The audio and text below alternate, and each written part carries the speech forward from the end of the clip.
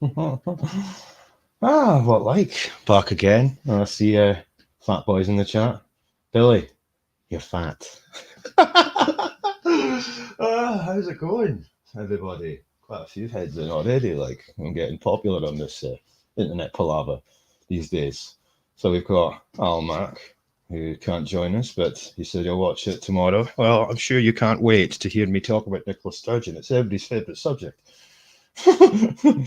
Sandwich Bar, how's it going, Gudgy? TikTok, what like? A fellow Scotsman, William, how's it going, Gudgy? Who else have we got? Cheris Rosen, that's a new name. Don't think I've seen you before, like. How's it going? Raymond Pipel, howdy. And I think that's about it for now. Yeah, it is. No, Asdak. How's it going? And a dog named Boo. Hello. So yeah, on it's toffee like I fucking hell. So yeah, just gonna have a repeat of last week, and we'll see if we can make the SNP LGBT BAME officer angry again by the nasty things that we have to say on stream. That was quite a drama in and of itself. She quite clearly was invested in everything that we had to say, given the fact she was posting screenshots of the comment sections. And if anyone sends him who's on the stream today, as you can see, he was one of the lucky individuals that was plucked out of thin air to be showcased as, you know, how evil and racist we all are. So on that note, just bear in mind, Sensen, that she might be watching. If you might have something to say to her, you might not really, but you know, the floor is yours. How's it going? Well, the comment's been removed. You know. Oh yeah, I did that. Oh, did you? All right, okay. Yeah. But all I said was, you know, and if you are listening, you know, God bless you. But my comment actually said, because you sat there belly aching about representation, and my comment was, I would imagine that people of that particular demographic are probably overrepresented in all walks of life in Scotland. And if that offends your sensibilities being in Scotland, then, you know, hundreds of other countries to choose from. And it's as simple as that. In fact, I will get, just for anybody that's not seen it, because I've still got them on my Telegram page. I'll show the bit here. I mean, nothing that was like the laugh of it was, as you like the things that she decided to use as proof, you know, that like we're all evil and racist, were mundane comments. They're absolutely mundane. I'm just saying and saving my the now, so I'll get it up. Like, but it's remarkable, and the total hyperbole that she went on to start insinuating that I've traumatized her by doing what? You know, she can't. She's having sleepless nights. She can't get out of bed. She's too scared to go to work, and she said that I doxed her, even though she was introduced by name at the SNP's conference. So I don't know. Here's all the stuff. Yeah, but here. never get fiction get it. You know, never let facts get in the way of a good bit of fictional journalism. Do you know what I mean? Oh no, it's just ridiculous because, you know, the way that YouTube and that operates now, it's very easy. I mean, I'm still on the platform, like, but it's very easy to get your account taken down with the way that the hate speech stuff works now, you know. And so for her to start all this hyperbole and start tagging YouTube and that, she could quite easily have got my channel taken down, but clearly nothing's happened yet. You know, I won't hold my breath, like, but let me just remove that, and then I'll share my screen quickly before we move on to things. Just for anybody that's not seen this, I mean, I think most people probably have by now because it's got quite a lot of views, that video that I did. But I'll just show it quickly. Here's it here. So this was our nonsense here. So she's debating about posting this, that, because I don't want to bring down the happy mood, yada, yada, yada. But then she's targeting YouTube, obviously. But there's your comment there, you know. And as you say, all you said was, what percentage do they make up of Scottish society? Bet they're represented more than their actual percentage. If you don't like it, then move back to somewhere that reflects your demographic preferences and culture. So traumatizing, you know, so racist, so evil. It's a fact. It's just pointing out the obvious, you know. But yeah, just for anyone that's not it, that's what we're dealing with here. Like, that is being brandished as racist. that comment there. She used this, as I say, she posted this on her fucking Twitter before she privated it.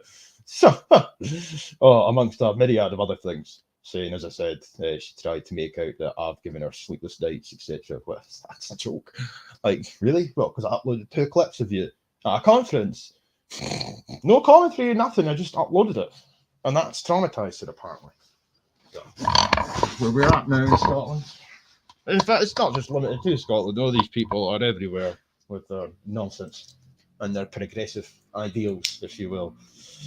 But, yeah, I'm surprised you haven't had a hate campaign targeted at you after your evil comment. Oh, Jesus. I'll tell you what, I was on old Tollerboy's stream the week before he got nuked. I think I was on Urba Derba's stream the week before he got nuked, so I've got a good track record. You know? Nothing to do with me. Honest governor. I'm the Jonah of streamers, obviously. Hi. Well, if my account gets nuked now, we'll know who to look at. But I think to start off, procedures, I know you've sent me some stuff. We'll go for a bit of that as well, and then I'll have a look through my Telegram, because I mean I am very hungover today, so I've not done very much preparation. But there is something that I do want to address. Something, and I don't take any. Fall asleep, mate. I'm happy. No. I'm not drinking tonight. Like, I've got work in the morning. You know what I mean? We'll do that. But this, I don't take any pleasure from, like, vindication. But I feel somewhat vindicated in this respect, because I've been banging this drum for a while when it comes to our dear leader, and she's proving me right. I'm just getting some other stuff up too, because there's a few things that she's been saying this week that I find somewhat questionable. I should have done this before we went live, really, but I'll be 2 seconds. But yeah, for anybody that's not aware, she was interviewed, I think, today, and she's effectively said, now there's a video on my channel of her saying the same nonsense anyway, but when she was at the conference, but I think she sort of reiterated her points about an independent Scotland rejoining the European Union, which simultaneously means, or instantaneously means, you're not independent. But Nicola Tinlitz likes to pretend that you are independent within the European Union, because that's what she gets away with, peddling her shit year after year after year. The only problem I have now, because for a while you could just call it a LARP or whatever, I do feel though that there is going to come a point where they are going to get their referendum, and when they do, we are fucked. Scotland is fucked, because I think we'll win it. And the point is here that it's not an independence referendum. This is not a rerun of 2014. This is a European Union renewal membership, to rejoin the European Union. That's what it is. Do you want to stay in the UK, or do you want to leave it to rejoin the EU? So they can ram the referendum, but I can say that makes no difference. It's still, I don't know. I think Scotland's in serious jeopardy here, if I'm being totally honest. But I'm just still getting some stuff up. And because she was also in the news as well, talking about the Tories, and I just find it's very bizarre how everything's hateful and racist and homophobic and transphobic if you're against the progressives. But if the progressive says something that could be deemed equally as hateful, that's allowed to stand. She said she detested the Tories. Is that not grounds to be classed as hate speech? I don't know.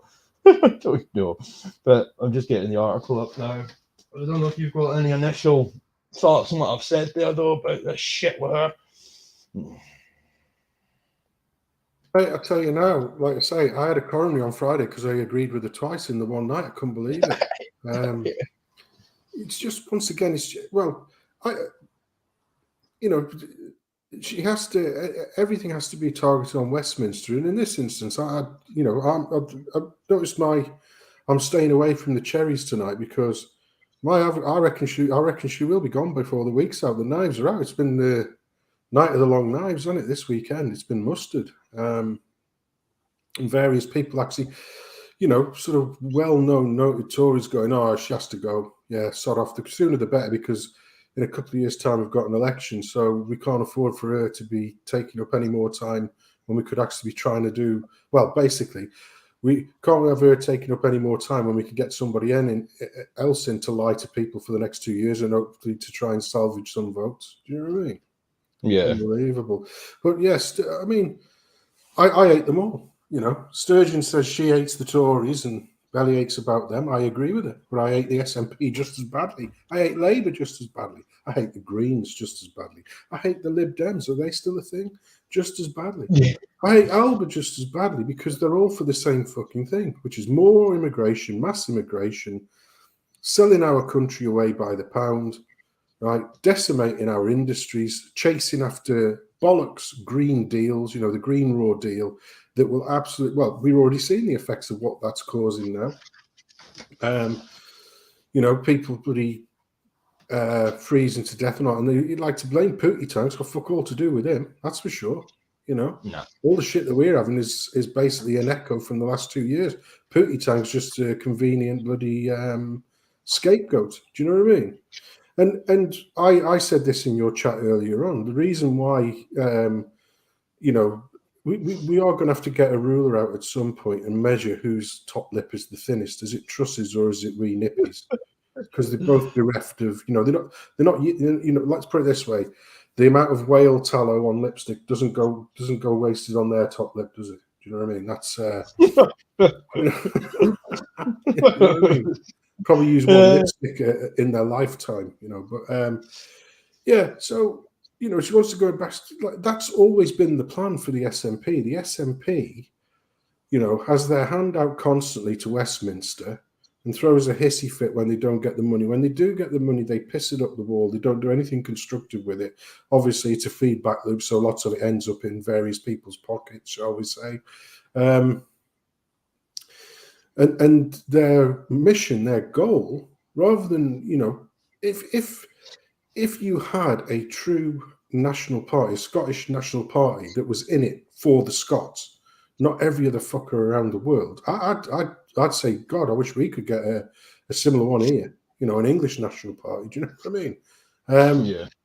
You know, I'd be all up for it. You know, I think, you know, for me, I think that if you did become independent, right, I think that it would be, but proper independence, yeah? I think that the way that we would do it is we would have a free trade agreement between ourselves, you know, and we'd look after one another, but we would be independent as regards to laws and rules.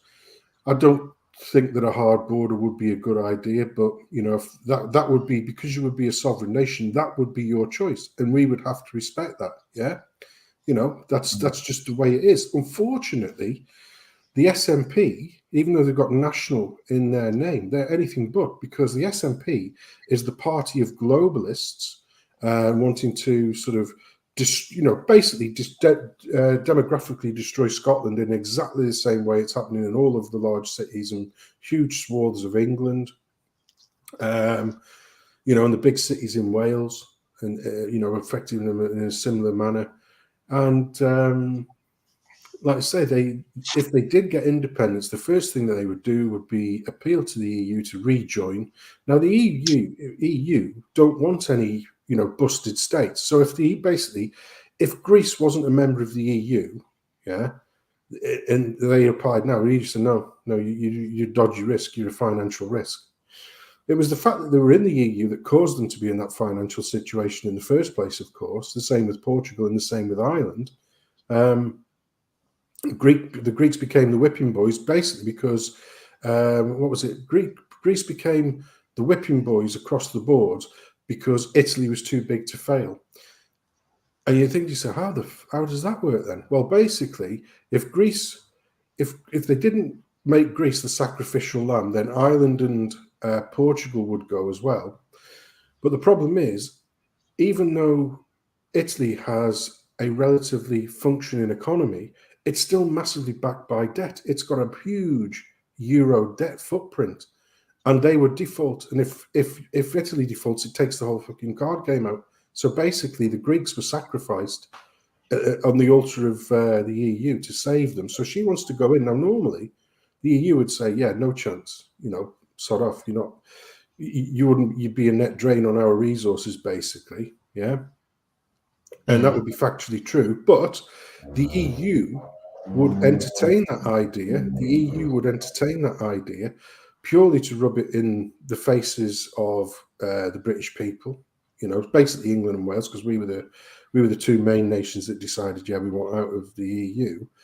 And so they would probably let them license. But the reason why the SNP wants to go in there, like this evil, childless demon here, is because they can literally just swap blame monkeys. So, you know, Westminster is the blame monkey now, and then Brussels would be the blame monkey going forwards. Everybody knows this. Even people in there, even the idiots who say, aye, but we'll get independence. And then, no, it'll be too fucking late then, because you'll have been sold down the shitter into an even worse globalist fucking regime.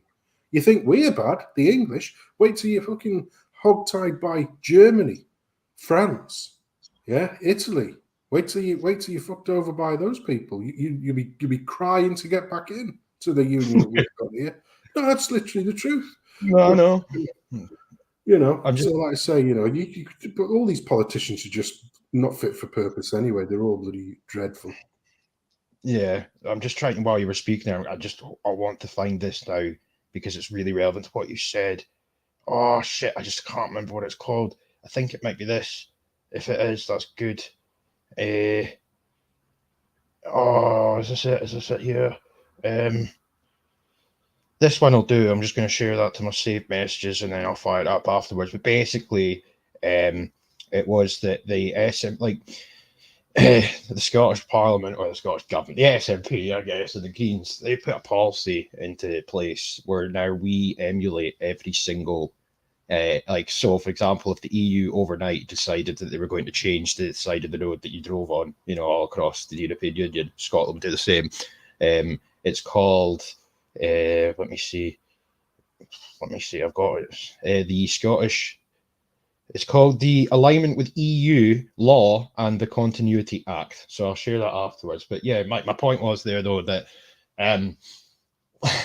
like even some of the arguments that you hear about the European Union, like, oh, well, look at Italy, look at Hungary, etc., etc. Yeah, that's all fine and dandy. But what people are failing to realise is that the SNP in this hypothetical scenario where we became independent temporarily before we went back into the EU, the SNP intend to do whatever the EU say. They want to. I've got clips on my channel of like Angus Robertson and that talking about that the European Union, the values of the EU is something that Scotland, which when they say that they mean them, that they share, such as coming together to achieve equality and equity and sustainable developments and climate change, etc., etc. So effectively, what would eventually happen would be if the EU say jump, Sturgeon will say how high, effectively. But I will get that up afterwards. There was also something as well. I don't know if the clip's on my channel. It might be as part of a larger compilation, but I don't know if I've singled it out. I've got a few clips, though, somewhere on my channel of Sturgeon herself admitting that in order to be part of the European Union, and this is, I'm quoting her here, you have some sovereignty pooled. I'm just quoting her. So you're not independent if you don't have sovereignty. You're not independent if you're in a union anyway. That's just how it goes. But you're certainly ain't independent if you have no sovereignty. One of the core principles of an independent country is sovereignty. You know? So the fact that she says this, she admits this, but still somehow gets away with standing there straight faced with that receding fucking lip talking about independence. It's a joke. It's an absolute joke. I'm so sick of it. I've been banging this drum for years. And most people, because they're so caught up in this cult in this country, they can't see it. They just can't see it. And then they repeat her talking points like, oh, well, go up to anybody from any part of the EU and tell them they're not an independent country. Well, they're not. They're not, you know?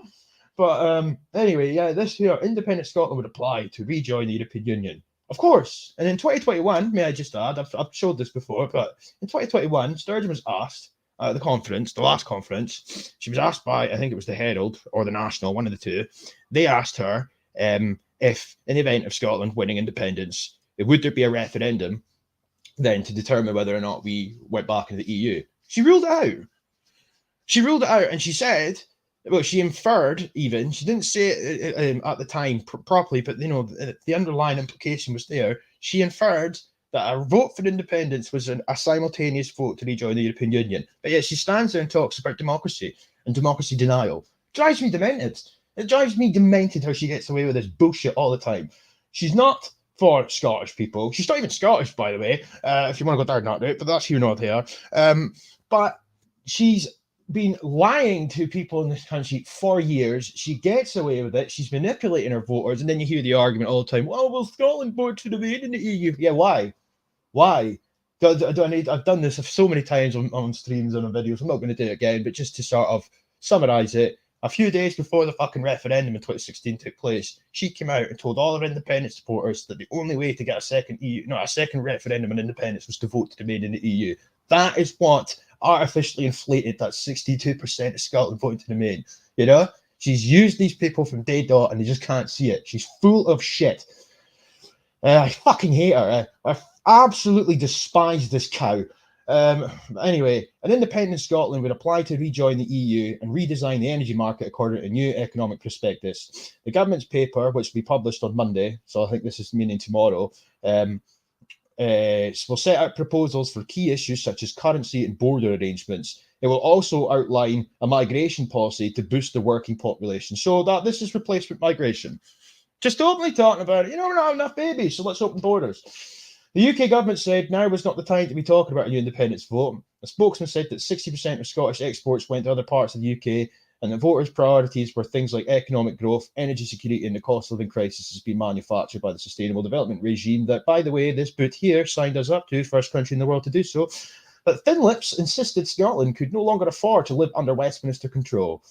She announced plans which will feature in the document for an oil fund, which she said would deliver up to 20 billion of investment within the first decade of Scotland becoming independent. I thought she was all about climate change since she's such a superior powerhouse in all things climatology, but clearly not.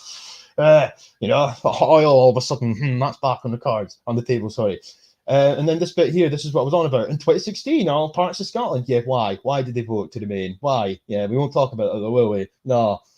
The vote contrasted with the overall UK vote to leave by a margin of 52 to 48. But anyway, speaking ahead of the new paper's publication, Thin Lips said, "This is not a debate about change versus status quo. There is no status quo, and Scotland cannot afford to live under Westminster control. In 2014, we were promised stability if we voted no to independence. And then in 2015, you signed us up to Sustainable Development Goals, didn't you, love? Instead, we got austerity and Brexit." Oh, shut up. And this is another thing they do. I've got clips on my channel again from 2013 where she herself acknowledged that David Cameron, if he was elected, there was a high probability of a referendum on EU membership. But they feign ignorance and they rewrite history as they go. Just to finish this off, she said that there was overwhelming evidence that neighbouring comparable independent countries were wealthier, more productive, fairer and happier than Scotland. And she vowed the resource-rich country, which recently generated a record amount of renewable electricity, could match that success with the powers of independence and becoming, oh, look at this, becoming a modern, dynamic and sustainable economy. Sustainable Sturgeon. First Minister said this would be achieved through ensuring security of energy to help tackle the climate emergency and through the creation of a European-style labour market policy, adding that rejoining the EU would enable free travel across the UK and 27 member states and make it easier to attract workers to sectors that have been hit hard by Brexit. Now, I will stop sharing my screen in a second, but where does she get this from, that this would enable free access across the UK? Where's she getting that from? However, this part here, they blame Brexit now for, a lack of migrant workers. How many years was the United Kingdom in the EU? You know, how many, all these years that they've had to attract people from all across the EU, taking advantage of free movement of people, but yet they all went to England, most of it by and large. They don't all come here. So what the fuck do you think would make it any different this time around? Just yet another excuse. Another excuse. Yeah, I rambled there for a wee bit, but it's just a joke. I'm so sick of this woman. Sick of this party. I say they're all talking about the growth and all this bullshit, but everything they do is about contraction. It costs more and more money every single year to enable them to contract the economy more and more. And let's face it, only today, for the first time ever, and it's not even a mainstream thing. It's the New Culture Forum, which is run by Peter Whittle, which I quite enjoy that channel, and I quite enjoy their observations on things. And they had a young lady on this morning who'd come through the ranks of the, the lefty socialist stroke communist ranks of Cambridge, etc., and then sort of said, this is just utter shite. But, they're talking, whenever, and she was right, it's the first time I've heard anybody, and she is a journalist, they were talking about, it was in an article that she'd written for the Telegraph. Yeah, so once again, not a paper that's really on anybody's side, I suppose, but the tone of the conversation was whenever it comes to things like, housing crisis, etc., it's always framed by the powers that be, Labour, the Tories, or basically all the traitors. Yeah, that's what they are. Let's just call them traitors from now on. There's no point in calling them politicians. They're just traitors. So all of the traitors talk about is the supply side. We need to build more. We need to do this. We need to build that. We need to make more of this. No, because supply can never ever keep up with demand. And she was saying, and like I say, she was only a young lady in her early 20s, and she said, well, we really need to start focusing on the demand side. And, things under a so-called Tory government have gotten even worse, which is unthinkable and unimaginable. And like I say, surgical trust, like I say, I hope she is gone by the week's out, because Bojo the clown got in because he was going to deliver Brexit. He delivered Brexit. And everybody went, right, well, because, like I say, the big mantra was, let's take back control of our borders. Yeah? And what everybody thought that meant was, right, well, that means that, we'll be shutting the doors up a bit and hopefully throwing twats out who have no right to even be here, sort of thing. And the complete opposite. We've got control now, so we can open the doors even wider. That was the Tory mantra. So surgical trust, literally, she got in, I think it was on a Tuesday. And after a first Prime Minister questions time opposite Dame Keir Starmer. Now, if you're made to look daft, when Dame Keir's opposite you, you know you're rubbish. Because he's like a wet lettuce. He doesn't even know what a woman is. You know what I mean? So you're onto hiding when you can't even hold your own with Dame Keir Starmer. And after that, she's in there and she starts saying, yes, and we need to accelerate immigration so we can fulfill more of these positions in hospitals. No. We don't need more immigration to keep on hospitals. What you need to do is you need to fund the development of our own nurses and doctors. And I'm sorry, that's going to span more than your little five-year bubble that all you fucking traitors are interested in. It needs to be a generational thing, and it needs to start now. Yeah? Because as we've seen time and time again, and they're becoming more and more frequent, let's just say all of these incidents which are happening through foreign staff against our people, it's becoming endemic now. It really is. And it's an absolute disgrace, percentage-wise, with regards to, incidents of that nature. It's getting more and more thing because they don't give a shit about us. We're not their people. We get told we're racist if we think in terms of our people, but these outcomers turn up. They're just the natives. Yeah, treat them like shit. That's what's happening. That's literally what's happening. It's an absolute disgrace. And like I say, the first thing she said is, instead of saying, right, we're going to shut the borders because it's crippling all of our infrastructure and systems, we can't go on like this. We basically literally need to roll up the shutters and start having long-term plans to grow our own, regrow our own NHS for our own people. In other words, all of these places in all of the medical schools and that, no more foreign places. If the uptake isn't there from our own people, and I know from personal experience how difficult it is for our own people to get those places, even when they are qualified. It's absolutely ridiculous, But what happens is they get trained, they've got a massive debt footprint, and once they've done their 2 years internship, they sod off to another country, one of the Anglosphere countries, because they get paid more and they can pay their debt off more quickly. Well, that should be thrown in the bin. So Liz Truss, like I say, literally the day after she was elected as a Tory leader, her first words out of her mouth was, right, we We need to get more immigration in because we need to grow things, and we need them for key sector positions in things like the NHS. And never even stated, because the NHS is fucked because we're getting like 1 million people every 3 to 5 years, artificially inflating our population every 3 to 5 years. Go the extra mile, you twat. If you'd have done that, we probably wouldn't be getting sacked next week, because that's what's happening. You're going to be sacked next week. You're not going to have a job next week. Surgical trust, you're out. You're out. And good riddance to you, because you're a useless get. The only problem I have with that is that it leaves the door wide open for that slime Jeremy Hunt to sort of make a bid for leadership, and nobody wanted him before. But now, because of the utter shambolic, the remaining ones, he's probably looking like a safe pair of hands. Well, he might be, but he's also a fucking WEF puppet. So, great. Yeah, and what I said on the stream that I was on with you and Bonnie the other day as well, the longer that this crap goes on with the Tories at Westminster, the stronger the case for the SNP becomes, because they exploit it. Their whole mantra is attacking the Tories. So if the Tories are in disarray, so that's... And like I say, the worst of both, the worst of all worlds would be, let's just say the Tories gain a little bit more. Like, they're going to boot Liz Truss. They can't do anything other. I mean, the writing literally is on the wall. I mean, they're talking about who the next leader is going to be already. You know what I mean? So she's gone. Yeah.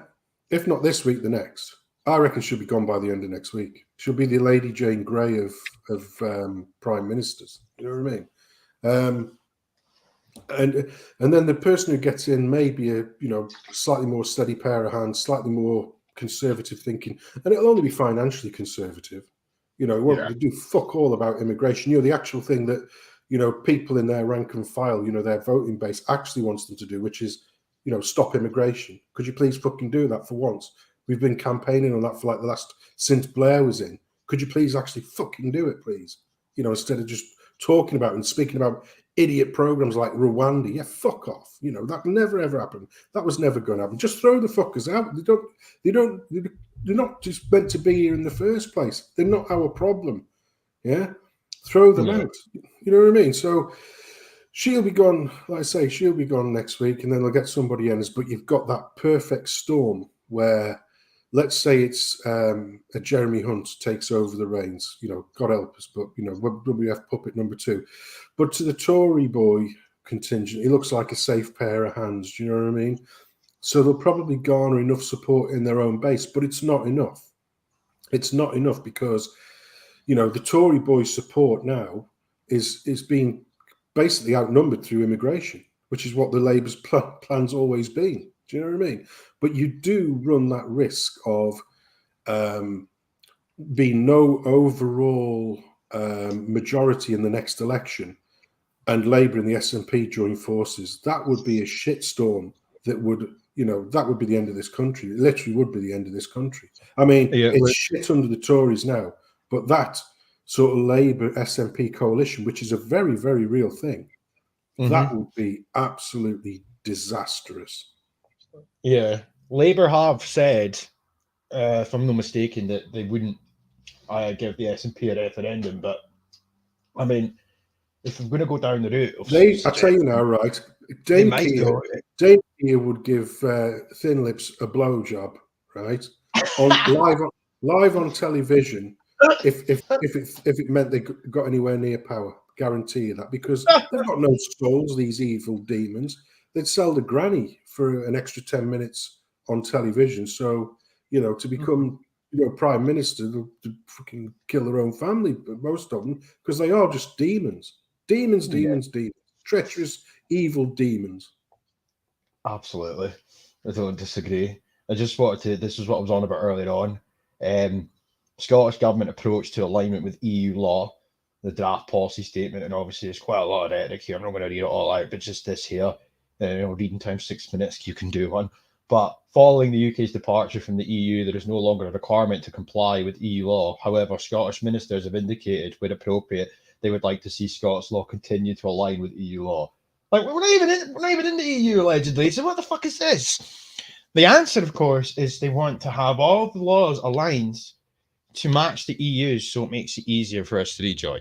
So that's what they're doing. So even though we're allegedly out of the European Union in some capacity, we're still following the route. I mean, this is bootlicking personified. It's an absolute joke. Why are we following laws that are made by people that aren't elected in a different part of the fucking world? That's ridiculous. You know what I mean? You know, they complain about Tories and they complain about Westminster rule. What the fuck is this? This is just ridiculous. The cuckery of my country over the tenure of the stinlet baboons, you know, tenure in Parliament is driving me insane. I fucking hate her, but there's a few videos as well now I want to show before we get off the subject of Sturgeon, because I can't look at her broken hair anymore for one night. I've had enough of her shit. But what's this one here? We are the independence generation. What a fucking joke. She did say, there's a few clips I want to get up, and then we could move away from this. But I want to show this first, actually, right? Somebody sent me this the other day. This is from 2015, right? And it's quite remarkable how long she's been banging the EU drum for, you know, even before she was ever in power. You know, there might very well be. I can't stand it. But I'll share my screen now. A few clips to get through. Share audio. I'll probably mute my mic as well, to be fair.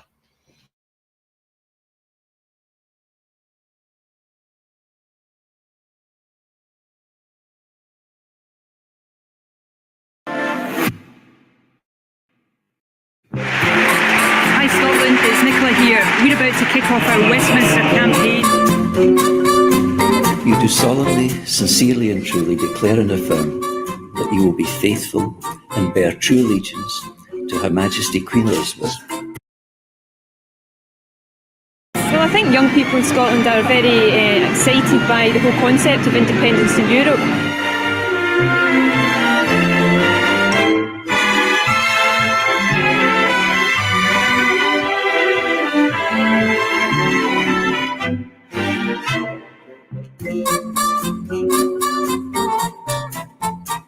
To become the first woman to hold the office of First Minister is clearly very exciting. Yes, 141st.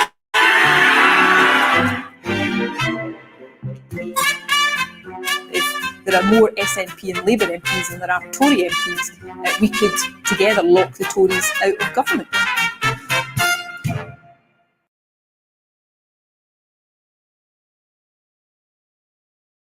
Did you notice there that, yeah, it definitely is a sham marriage, by the way, but did you notice there that like about 20-30 seconds into that clip, there was a wee 5-second segment where she was a lot younger back then, but even then she was saying independence in the EU, you know?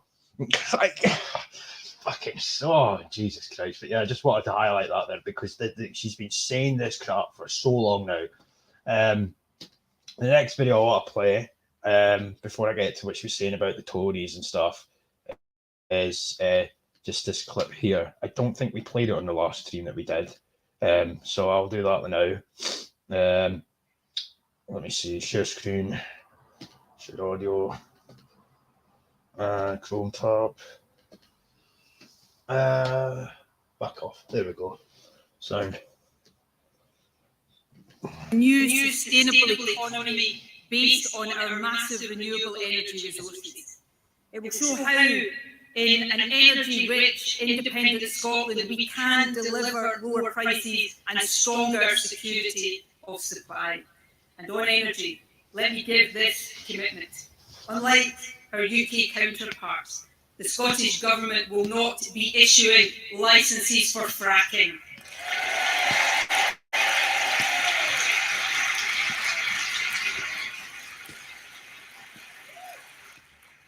In the economic prospectus, we will set out how, in an independent Scotland, we can secure fair work. We will repeal Westminster's anti-trade union legislation. We will end age discrimination for those on the minimum wage.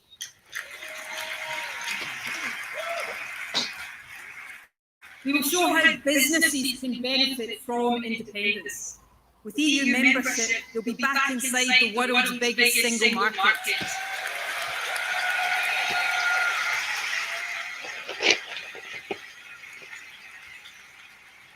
With a fairer migration policy and freedom of movement restored, they will have access to workers from Europe and across the world. They will have new opportunities to influence government policy through a social partnership approach.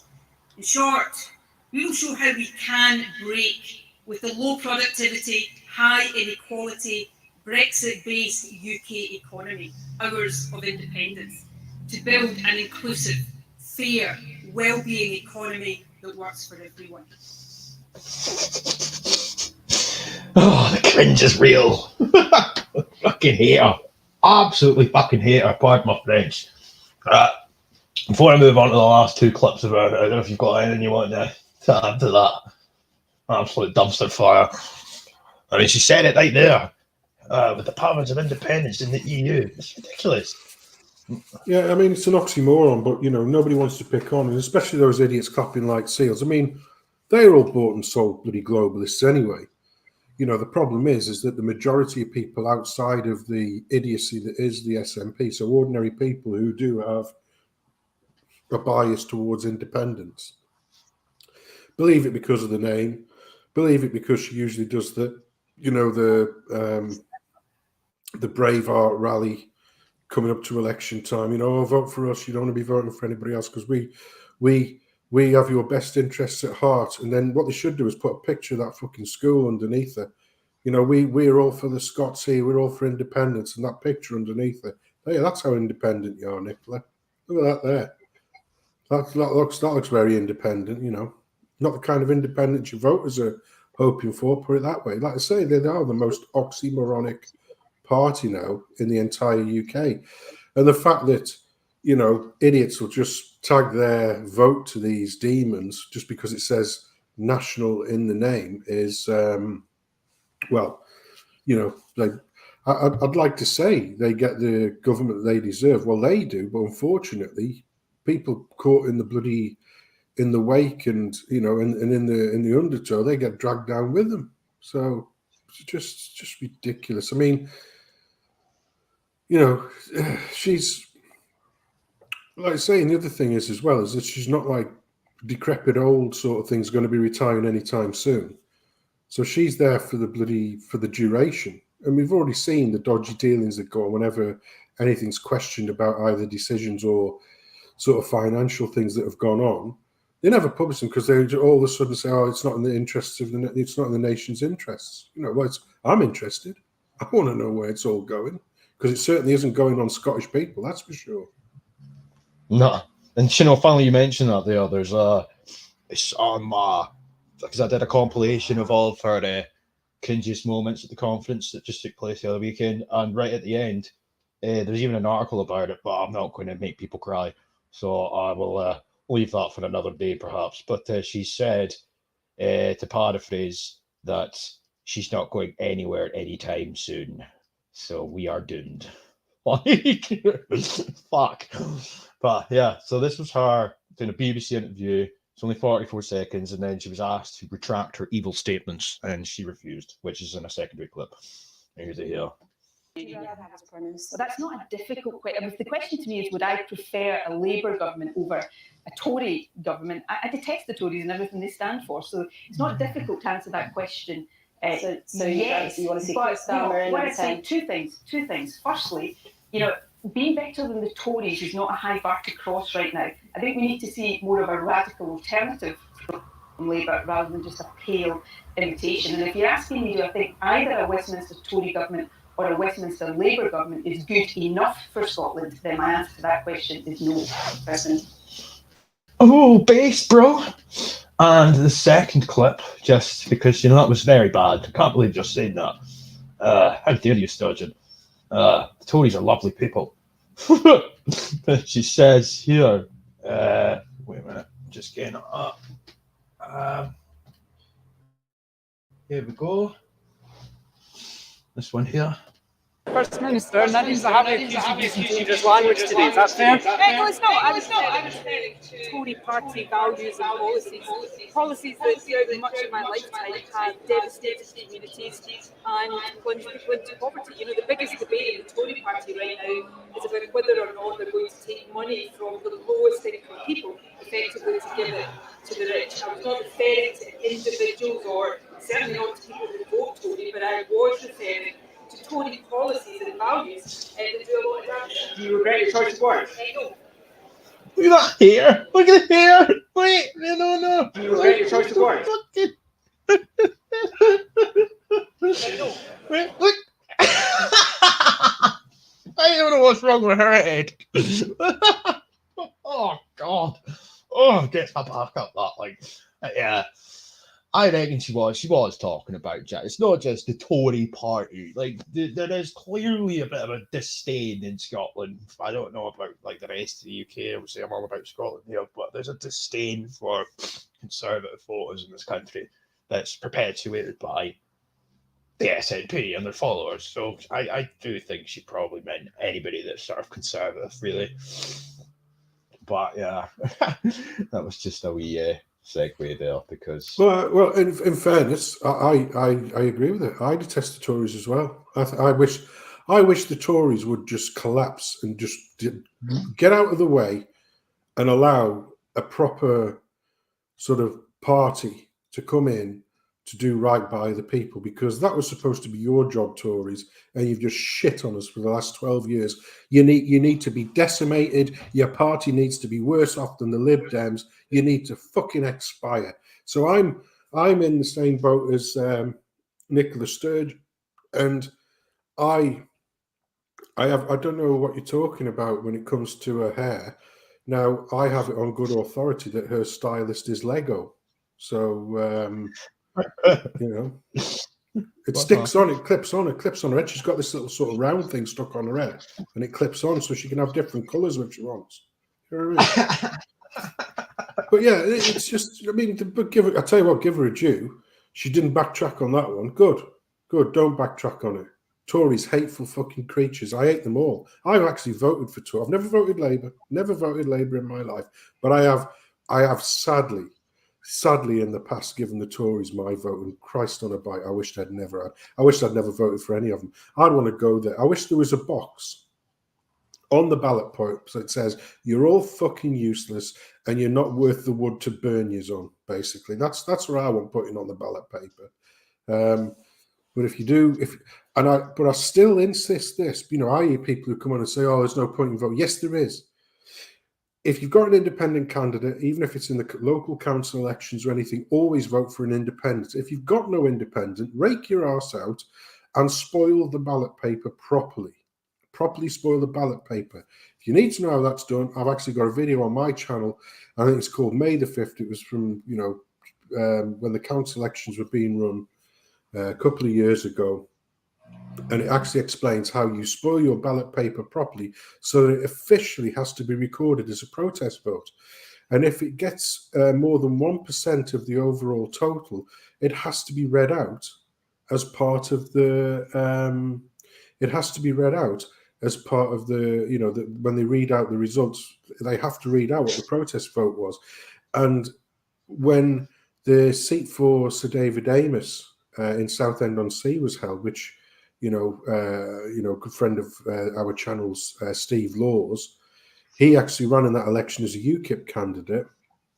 Obviously, you know, the person who won, because they weren't going to contest it. Labour and everybody wasn't going to contest it because it's not the done thing, especially in the circumstances of Sir David Amos's death. Yet another gift from our greatest strength, you know, the death of Sir David Amos, who, believe it or not, was stood next to posters with saying, "We love immigrants." So, you know, karma. Well, anyway, never mind. I take no pleasure in that. But when he held that thing, the parties that did run, and I think it was like the Monster Raving Loony Party, yeah, okay, whatever. But there was like Steve Laws as UKIP, and there was a couple of other independent parties sort of more on our side of things. Obviously, the Tory candidate romped it. Second place the protest vote, the officially spoiled ballot vote. If you put, but the problem is you can't put what you want to put on there, which is, I don't want any of you anywhere near power because you're all useless. Because the sly cakes in the counting office mark that down as no overall candidate specified, so they can just literally bin it. So you can call Boris a Tuesday, you can call Surgical Trust, you can call Dame Keir a bloody puppet-faced Wazik. It won't matter. But if you properly spoil your ballot, which is basically you draw a diagonal line through all of the candidates where the voting box is, a diagonal line from top to bottom all the way through, and then across the names, write none of the, none, just the word none. That's all you have to do, none. Write in big letters over the top of the candidates, top to bottom, none, and in the voting box, a line diagonal, left to right to left, it doesn't matter, going all the way from the top right of the first box at the top to the bottom left of the last box on the bottom, and put none all the way across, the word none all the way across all of the names. That has to be registered as a protest vote. There should be a box on there, right? And there's, like I say, there is a campaign called the None of the Above campaign that they've been campaigning to get such a thing on there, which essentially is, I think you're all shit.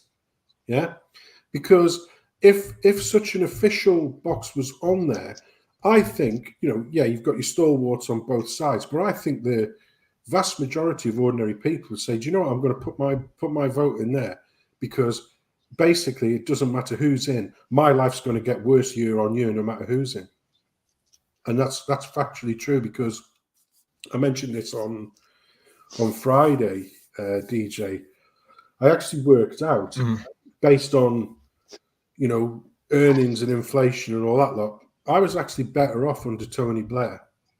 So so basically the Blair Brown years. So 13 years of Blair Brown, 97 to 2010. I was better off in my arse pocket than I've been under a so-called boom and bust Tory government for the last 12 years. If that doesn't tell you how shit the Tory government is, yeah, and like I say, Labour's no better because Labour tried to play the centre ground game and they ended up with Corbyn. Yeah, the difference is Corbyn was up front about telling us he was going to decimate the economy and basically print loads of money to pay for shit we couldn't afford, and the Tories actually just went ahead and did it. So, where there are, like I say, and when any kind of party gains any form of traction, unfortunately, so if you look at the likes of the patriotic alternative movement, because their message is so attractive to so many people on so many different levels, they're shitting themselves because they know that loads of people just say, yeah, I get it. Because obviously they have to be made out as being the nasty, awful, horrible people, don't they? Because that's the usual trope. And it's all bullshit. It's all lies. None of that's true. But if people actually saw, the 20-point plan, people actually saw the leaflets that they've been sending out, people actually see the activism that they actually do, which is, buggering off to some wilderness somewhere, right, and having a camping trip, or going to somewhere where it's basically been left with bloody old bike, a place of natural beauty where old bikes have been chucked in the water and rubbish strewn everywhere. They'll go and clean it up because there's such hateful people. They'll find a kid's park and they'll, paint it up, make it safe again. Give it. That's how hateful these people are. So, because if the actual message on any of those groups, or like the English Constitution Party and things like that, if they were given the same sort of exposure, even as like a Green Party, or a Lib Dem party, if they were given the same, the message would be so attractive to lots and lots of people who know that all of these mainstream parties, it's just a loaded game. It's loaded dice. It literally doesn't matter who you get in. That immigration's going to go up. Services, because in a vast part, which is, they say, there's no correlation between immigration and, things, services, housing, hospital beds, all this lot becoming more scarce. Got nothing to do with immigration, which is bollocks. Everybody knows it's bollocks. Yeah. that message would be so attractive to the masses if it was allowed to be mentioned and voiced that they'd shit themselves, because you literally, we saw like I say, we saw what happened with UKIP. UKIP were gaining loads and loads of votes, but just, like I say, across the board, they were getting more votes than the SNP, I think, at one point. We just never got any seats because of the way that the system works, yeah? Now, what happened was when UKIP was in its pomp and when they delivered on the Brexit result, Farage, traitor, right, he was in a position where he could have actually, because we saw all the dillying and the dallying that went on. We had over 3 years of bullshit to actually get out of the EU, yeah? And Farage, what did Farage do? We've got this massive victory. Yeah, come on, Sir Nigel. Everyone's saying, come on, Sir Nigel. Oh, yeah, you should be knighted for this. This is great stuff. He had the momentum. He had the momentum to take out the Tories, or at the very least, force the Tories into an uncomfortable coalition. And what did he do? He walked away knowing full well that the next idiots that get in would fuck it all up, which they did do, right? And then, the gatekeepery thing would be maintained. Because I'm telling you now, Farage got the Brexit vote, essentially, but he didn't want he got the Brexit vote, but he didn't want the result. I'm guaranteeing you that now. He didn't want that fucking result. I'm guaranteeing you that now, yeah? And when it's looked as though it was a bit of victory and he had that momentum, he thought, oh shit, I could actually destroy the Tories here, which is where his fucking heart lies. He is a Tory boy at the end of the day. Yeah. He had the opportunity to destroy those fuckers, or at least form an alliance that would have dragged things way right, just as we want to be really hard on immigration and all that malarkey. And he walked away knowing full well that by leaving UKIP, it would destroy that party and it would never, ever be the same or hold the same amount of power again. And that's exactly what happened. And I'll never forgive that twat for doing that, because we had the opportunity there to destroy the Tories and he didn't fucking take it. Hateful twat. No, I totally agree. I think he's full of shit and all. You're right. It was what he did to UKIP. It was quite obvious, and he didn't even, it's not like he even just left them. He left them, but then disparaged them at the same time, made no sense really at all. And then going on to form this other party. I mean, all he was effectively doing was splitting the votes. It made no sense. Well, it does make sense if you take it from the point of view of what you're on about. But for the average Joe Normie, it made no sense. It's just full of shit. Like, I was going to ask as well, though, about spoiling ballots and that. Scott's Armour told me, I said this before in the stream, Scott's, I don't know if, I'm sure that this would have worked as well, the last local elections, but you'll probably know more than I do about it. I just don't vote, let alone spoil a ballot. But he wrote fannies, in all the tick boxes. So F at the top, A, and N, and that would count as a spoiled ballot, would it not?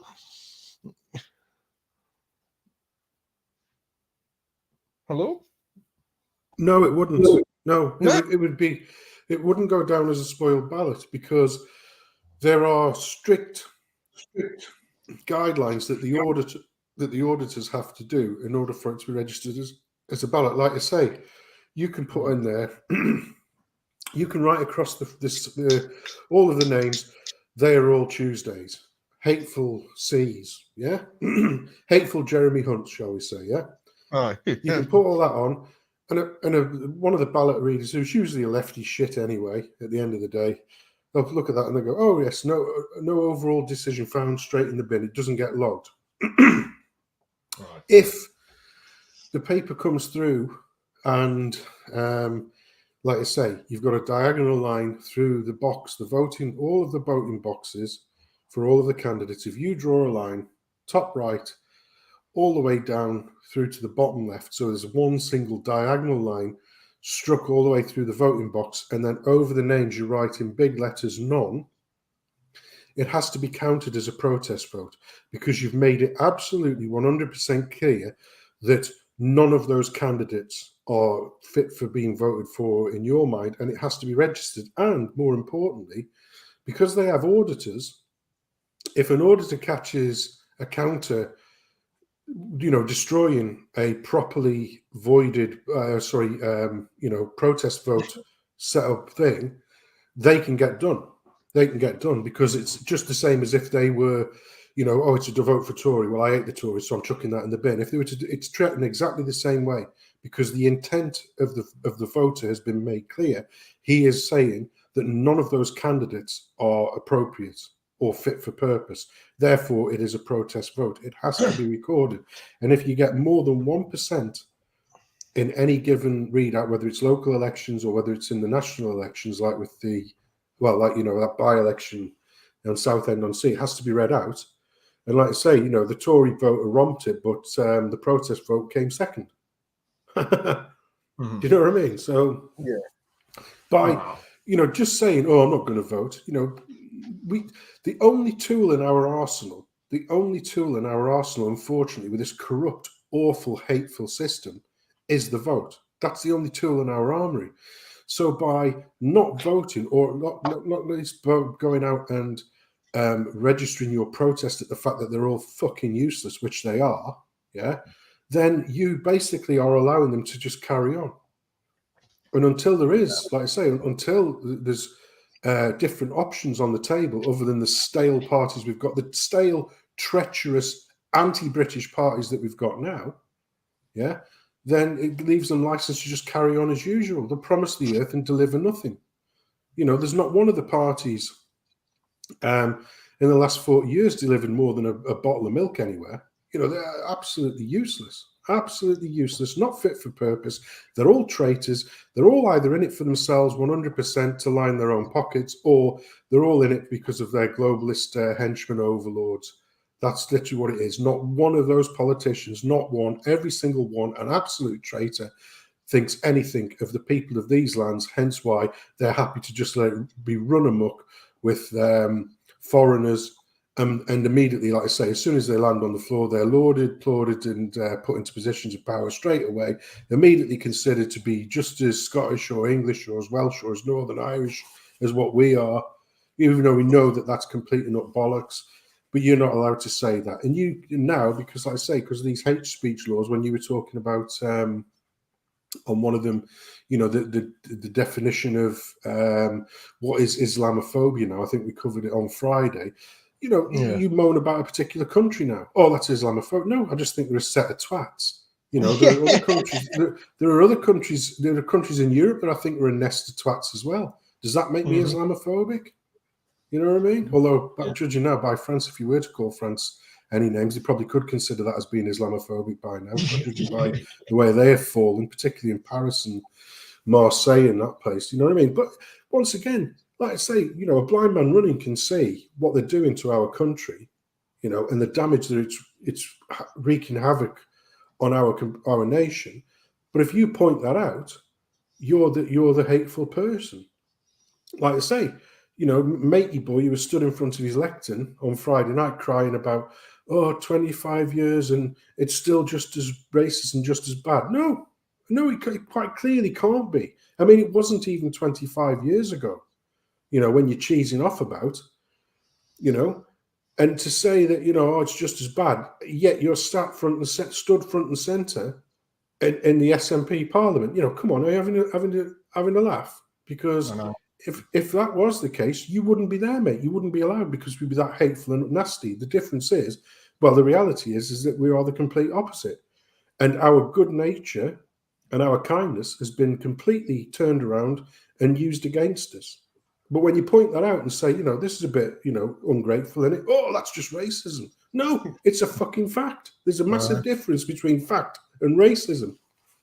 And the fact as well that they've redefined racism now to effectively, well, there's a limitless list now of all the different definitions of racism. They're taking the piss, in all honesty. I just wanted to show this quickly, and then there's a video on my Telegram as well, just a wee bit further down, of something that I shared yesterday that I found absolutely baffling, which I'll show after, and then I'll go back on to what you've sent me privately, news-wise, and we'll have a wee gander through that. But this is a screenshot from an old video that I made, and the video was about the Scottish education system, and I just want to highlight this again for anybody that's not aware. This is what we're dealing with in Scotland. So Mike Russell In 2010, the Cabinet Secretary for Education, Mike Russell, made the following statement: in order for Scotland and its people to succeed and flourish in the globalised 21st century in which we live, we must all become and live as global citizens, right?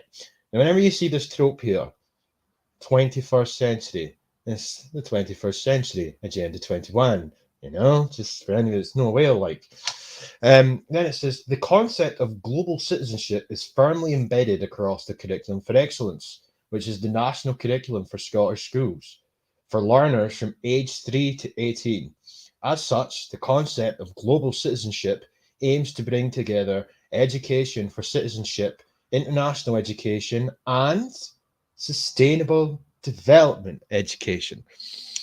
So I have gone over this shit so many times, so many videos, so many years, and for the most part, like, it kind of goes in, and this isn't me disparaging anybody watching the now, but just in general, like, for most people, it goes in one ear and out the other.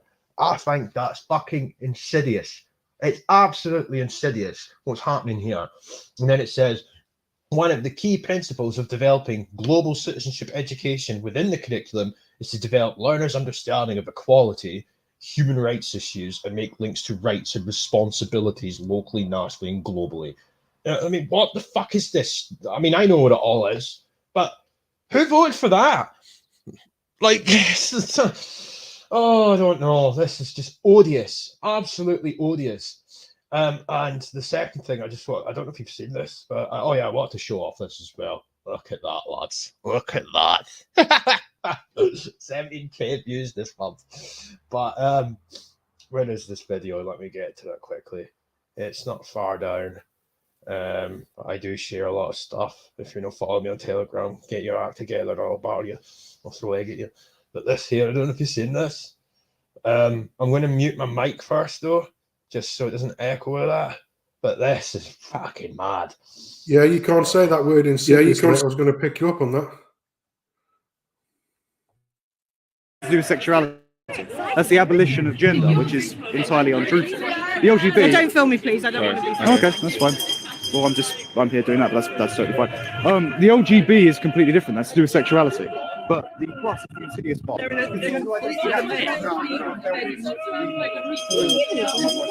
My question is, okay, I'll try again. Do you believe that gay people are engaging in unnatural activity? That's a personal view. I'm warning you now. Okay, that's discriminatory behaviour. Okay, that is on the cusp of a public order offence. If you use discriminatory behaviour or you start insulting other people's views again, then we will take action. Okay, I've given you the warning. That's it. What was the? Sorry, sir. Can I ask what was the discriminatory part? When you start talking about LGBTQ and so on, that's an insidious part. I said your view was it's an insidious part. It doesn't matter. You have just insulted this person. Yes, you have. Did you feel insulted by that comment? I don't know anything about who I am. I said the name Gail Rubin. Right. I've just given you where the parameters are. Don't step over them. I've given you where the parameters are.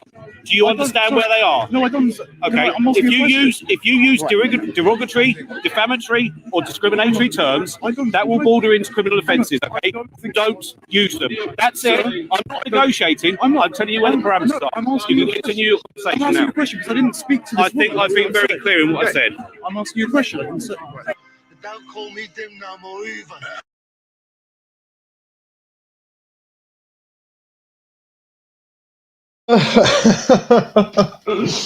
I don't know.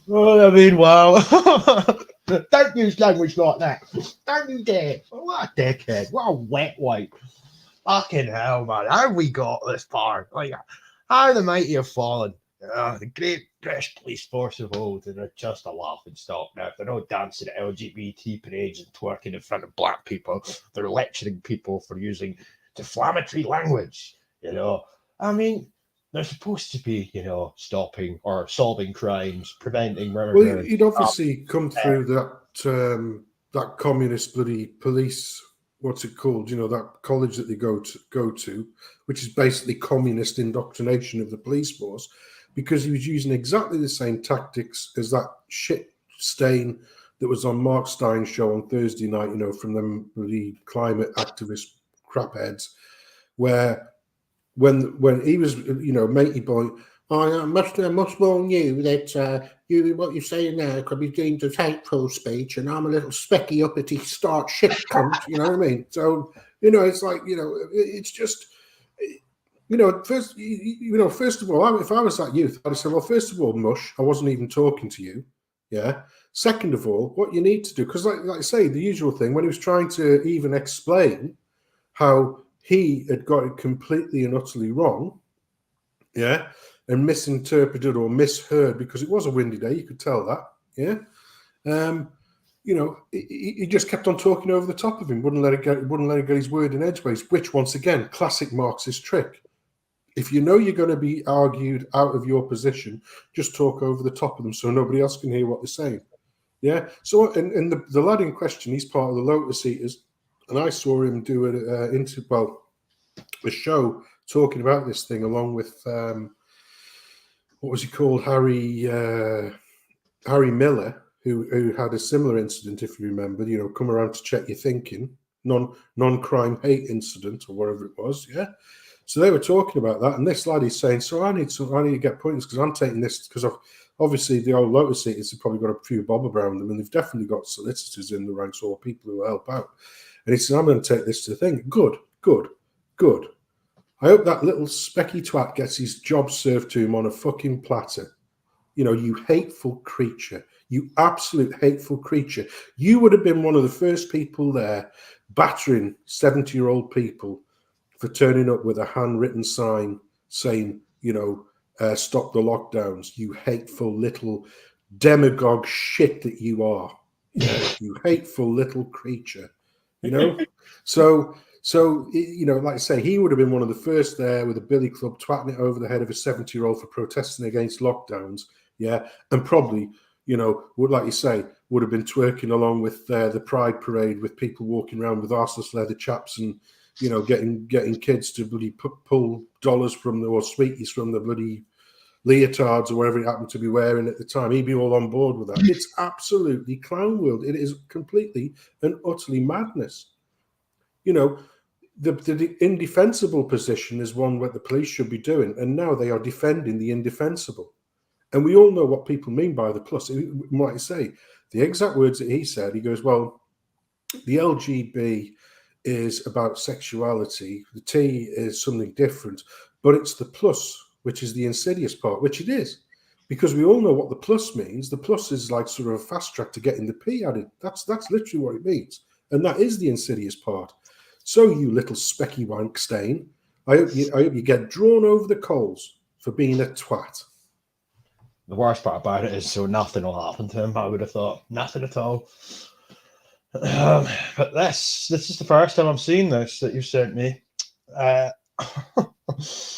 Wales always seems to try and emulate Scotland. We've had this shit in Scotland for some time now. For many years, they've been trying to brown our teachers. So this is first time I've seen this. The anti-racism training in Wales to boost ethnically diverse teachers, aka people who aren't Welsh. That's what you mean. Same principle applies in Scotland. Teachers are being given anti-racism training in Wales as pupils have spoken of their experiences of racist bullying and feeling isolated in schools. Now let's focus more on this part here, right? Because I know what they're referring to. Feeling isolated. Oh, they don't see themselves, you know. They don't have role models, but yet we're simultaneously told that we're all one, you know. If we were to make the argument that there should be more white teachers, or in the Welsh context, Welsh teachers, you know, you'd be racist, but it's fine for them to complain that all the teachers are Welsh. Wales is the first UK nation to make the history of Britain's colonial past mandatory in school lessons. Well, I think I can't remember if I knew that or not, but that's just... Scotland still takes the Cuckery Award, though, because we have critical race theory coming. Anyway, figures show that 35 teachers identify as BAME and 25,000 as white in Wales. Fucking hell, that's a disparity and a half, isn't it? But it's Wales, that's to be expected. Education Minister Jeremy Miles said more needed to be done to attract an ethnically diverse range of teachers. Why? Well, I am assuming we'll find out why. Pupils who spoke to BBC Wales described their experience of racist bullying, with one saying he wanted to feel everyone to feel safe, while a teacher spoke of feeling alone and hoped that training would help. I have experienced racism at school, said Ifan, a pupil at whatever that is in Cardiff. And then he says, I think it's still going on in the younger years. I think it's more a lack of education than being cruel. Like, I mean, I'm sorry. Like, obviously, I don't advocate or anything like that for bullying and stuff, but that is something that happens in schools. And if the ginger kid gets picked on, the fat kid gets picked on, the boy with big ears gets picked on, there's a myriad of different reasons for why bullying takes place. All right, I'm not saying that one's any better or any worse than the other, but they'll just find something else to pick on you for. How does that justify putting anti-racism training into effect, especially when we all know what anti-racism is? See, this is gaslighting. This is bullshit, because you're using the plight of children who may or may not be getting bullied on a racism level. You're going to use that as your justification to enshrine into fucking law or whatever you're going to do anti-racism training. Now, what is anti-racism? Well, it's not simply teaching people not to be nasty to brown people, is it? When you look at how they've defined racism, that's when it all becomes pretty damn crystal clear that what they're actually opposing is very different to what it says in the tin. Same way that Antifa, we just oppose fashion. No, you don't, though, do you? There's a bit more to it. Critical race theory, anti-racism, etc. Everything's racist. The system's racist. Structures are racist. White people are racist, etc., etc., etc. But you're just pretending you're opposing racism. It's a total ideological, claptrap, more or less. But there's malevolent undertones. Anyway, just to finish this off, let's see what else it says here, because this is the first time I'm seeing this in truth. There are only 7 black or brown head teachers in Wales. That's not good enough. Why is it not good enough? It's Wales. You know what I mean? Welsh government figures show that for the 2021 to 2022 academic year, of the 26,600 teachers, 25,000 plus, or nearly 26,000 of them, were white. It's Wales. I mean, this is ridiculous. If the fuck, if they were all Polish, I would still say the same thing. It's Wales, so naturally they're all going to be white. Around 1% of teachers in Wales say they're BAME. In terms of pupils for the 2021 to 2022 academic year, 350,000 said they were white British, while 51,000 were from other ethnic backgrounds. BAME, probably. And there's the teachers by ethnicity in Wales, white, as it should be, because it's Wales, and some little baby BAMEs, baby numbers. In 50 years since her grandmother Betty, another fucking Campbell. Betty Campbell became Wales's first black head teacher at Mount Stewart Primary School in Cardiff, and she believes not enough progress has been made since. She believes her gran would think the change was wonderful, but added it should have happened a long time ago. It's ridiculous. I know there's quite a lot here, so I'll just finish this bit here. New resources are now available to teachers called Diversity and Anti-Racist Professional Learning, which were created by academic Chantal Houghton, a former pupil of Betty Campbell. The Cardiff Metropolitan University lecturer described it as groundbreaking, but added it is really troubling that we're still having this conversation in 2022. Because you keep fucking bringing it up. The training was launched at whatever high school in Newport, which has its own diversity club, and was the diversity club. It's just the same shit that we're getting in Scotland. Absolutely identical. And it goes on and on. Learning about BAME, ethnic history and experiences is now a mandatory part of the new curriculum for Wales, which is billed as the biggest reform to Welsh education in decades. The new curriculum is based on 6 areas of learning and experience and does not set out exactly what schools should be teaching. However, the changes will now mean all learning areas will need to reflect the diverse experiences and contributions of communities and individuals to both past and present Wales. Whew. I went on a wee tangent there with that article. What a joke. What a fucking joke. I mean, I'll let you interject there if you want. All I would say is this, right? First of all, the response to anybody posing that statement or question, Wales schools, there's only this number of non-white teachers in Wales. The correct response to that is, that should do the end of the conversation. And what's your point? Yeah, and Exactly. and well, yeah.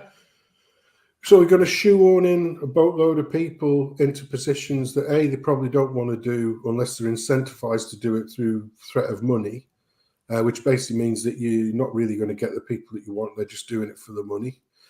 Basically, the children lose out, or you shoehorn in people who, aren't necessarily the best for that particular role. Net effect is that the children lose out. So once again, this communist and bio-Leninism is essentially enforcing a race to the bottom on our people, on our children. That's literally what's happening.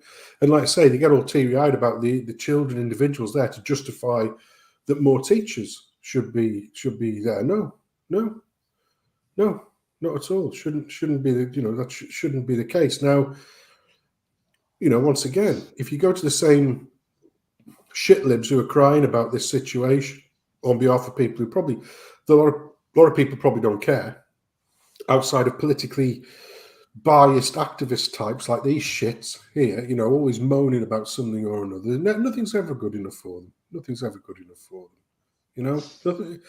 This is why we should never appease them, because it doesn't matter what you give them, it's never good enough. There's always something else that you need to give.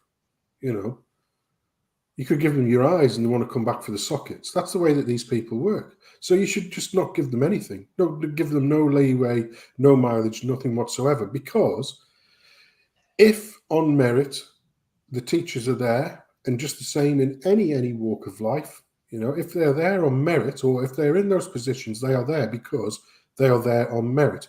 Nobody in this country is actively working against people getting jobs or employment. Now, a lot of people would argue, well, there should be preferences for our people, but as it stands now, there is none, because you cannot you cannot prejudice based on sex, race, sexuality, and religion. You literally can't. It's against the law. Although we do see the reverse happening against white people, where they say, "Oh, this is just a BAME only position," or "This is just a this." If we were to flip those words over and say, "Oh, this is just a white only position," once again, world news for months on end. So, they're all talking about. But the other thing that I would say is, well, okay, I don't know what the number of people are. White people are, like, say, shall we say, living in Pakistan, for instance, yeah. Or British people, shall we say? Because it might not just be white. Like you say, because Poles, you wouldn't want every Welsh or Scottish school being run by 100% Polish, would you? That's got nothing to do with it. You want your own people with the same values and the same upbringing and the same heritage, if you like, teaching your kids. It's just a natural thing. It's not nastiness or anything. It's the default setting for every other country in the world. And like I say, I don't know what the numbers are, but let's just say there was 1% British, white British in Pakistan. Well, what would happen if we went to their education system and said, "Oh, we're not happy with this. We think that 50% of positions should be white people." Yeah, after your body had been sent to your family, after you'd been executed, this is what these shitlibs don't realise.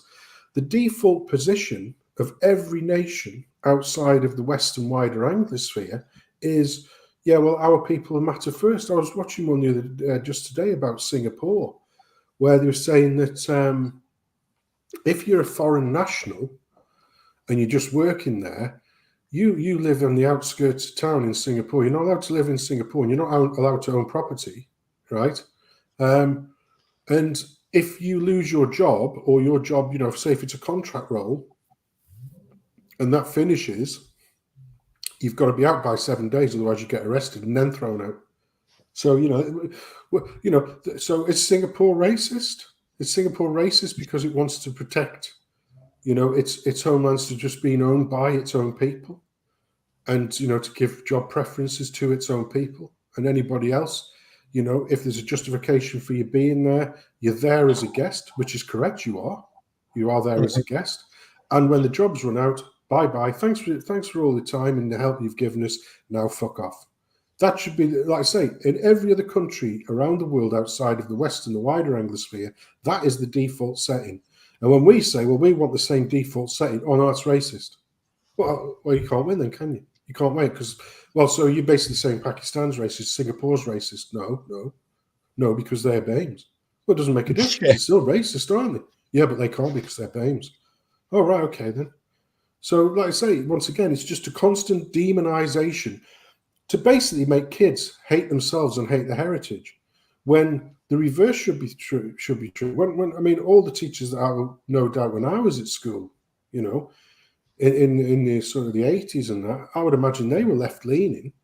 But when we had history lessons about different things about Britain and that, it was always done in this sort of we did that. Yeah. Are you still there, are you? I don't know if you cut out or not. To try and destroy everything, because that's the left. The left never ever creates; they only know how to destroy. Yeah. So they essentially, have to destroy anything to do with our, But put it this way, right? Put it this way: if we were able to click your fingers, yeah, and take out all of the white people out of Britain and drop them somewhere in anywhere else in the world for whatever reason, yeah, and leave the British Isles alone as it is, 100% BAME, yeah. Tell you what, Haiti. I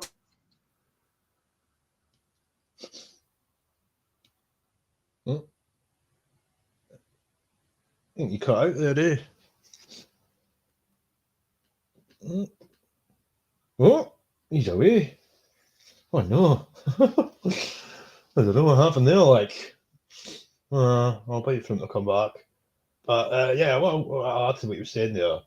Like, I don't know if it was like a written rule, but the way that schools used to operate anyway was that they kind of left politics out of the equation. Well, that's when I was in school anyway, that's what they did. There was no propagandization or propagandizing anyway. I don't even know if the former is even a word. But the latter, yeah. Prevent got him. I don't know. You don't know. I don't know. But yeah, there was none of that when I was in school. That thing that I highlighted earlier on, though, like this is something that's come properly into effect. Oh, since his internet's gone down. I thought that was going to happen because his connection was playing up a bit. But yeah, when I was in school, none of this stuff at all. But it horrifies me now what's happening in Scotland, and I think the same. I mean, the whole of the UK, for example, has signed up to, like, for example, the Sustainable Development Goals, that stuff, global citizenship, etc. But I don't know how prominent it is down in England, in all honesty. But it's bad here. It's really bad in Scotland, and it concerns me. I just wish that it's a sort of subject that people just, I don't know, they still classify as a sort of conspiracy in many respects, and because of that, it gives them subconsciously the justification they need to just, brush it aside. But I'll see if he can get back in or not. But I will share what because he sent me a few things. I just haven't had a chance to really look at them. But I will fire this in the chat because this article might interest you, Scott, if you want to jump on. It's up to yourself. Like, using COVID lessons to curb climate change. What a fucking joke. But I've still got about 20 minutes or so before I end the stream, so but I'll see if you can get back in. I'll fire that up. I'm on my Todd now, like. Oh well, what can you do? Are you able to get back on? Sorry, folks, too soon. To get back on. Anyway, alright, I'll share my screen then. See this fucking thing. So it's funny that you sent me this actually, because I posted this on my Telegram a few days ago about I know worries. I've got work in the morning, so I'll be finishing about 10:30. There's him. Oh, like, sir.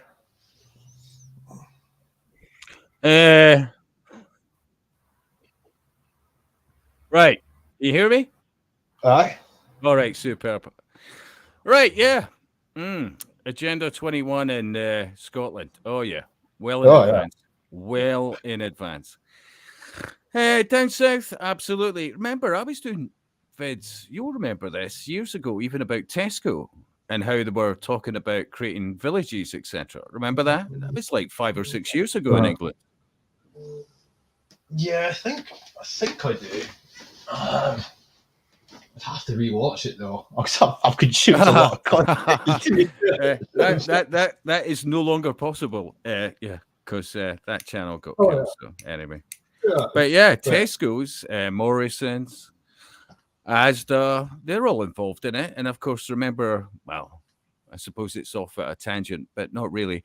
The dual rules for all their buildings. Look at the size of them, look at the height of them, realize they have to be heated. Do they need to be that high? If you're old enough, you'll remember supermarkets never used to have roofs quite as high as they do lately, or have done for the last 15, 20 years. They plan ahead. Mm-hmm. No, they absolutely do. And I think for me, I mean, I've covered this for quite a while. I know you've covered it a lot longer than I have, but I think if anything, I mean, this headline in and of itself, it just goes to show like what we've all been talking about. Really, use COVID lessons to curb climate change. As I say, I haven't read through this article. Spencer sent me some stuff, but I've been hungover all day, so I've not looked at it. But it reminds me of this. I literally just shared this on my Telegram the other day. Right, this is Inverness. New road layout for physical distancing. Now, back in 2020, when they started this shit, they've completely destroyed the city centre of Inverness, and I know this has happened in quite a few other cities. Absolutely, Edinburgh. Yeah, like they made all the roads, and they've changed that back now because people were going absolutely mental about it. But they made all the roads one way at first, but they've totally messed up the way that the streets operate now in general because they've got big bike lanes now, and the thing that I noticed that they started to redesign the traffic lights as well. So underneath the green light, there's a green bike thing that pops up now. But this is all planned in advance. Totally, like clearly, that these traffic lights appeared. Then this stuff starts, and the excuse that the Highland Council used at the time, and I shit you not, was that they wanted more space for people to be able to socially distance, or physical distance as it's now called, safely outside shops. So that's why.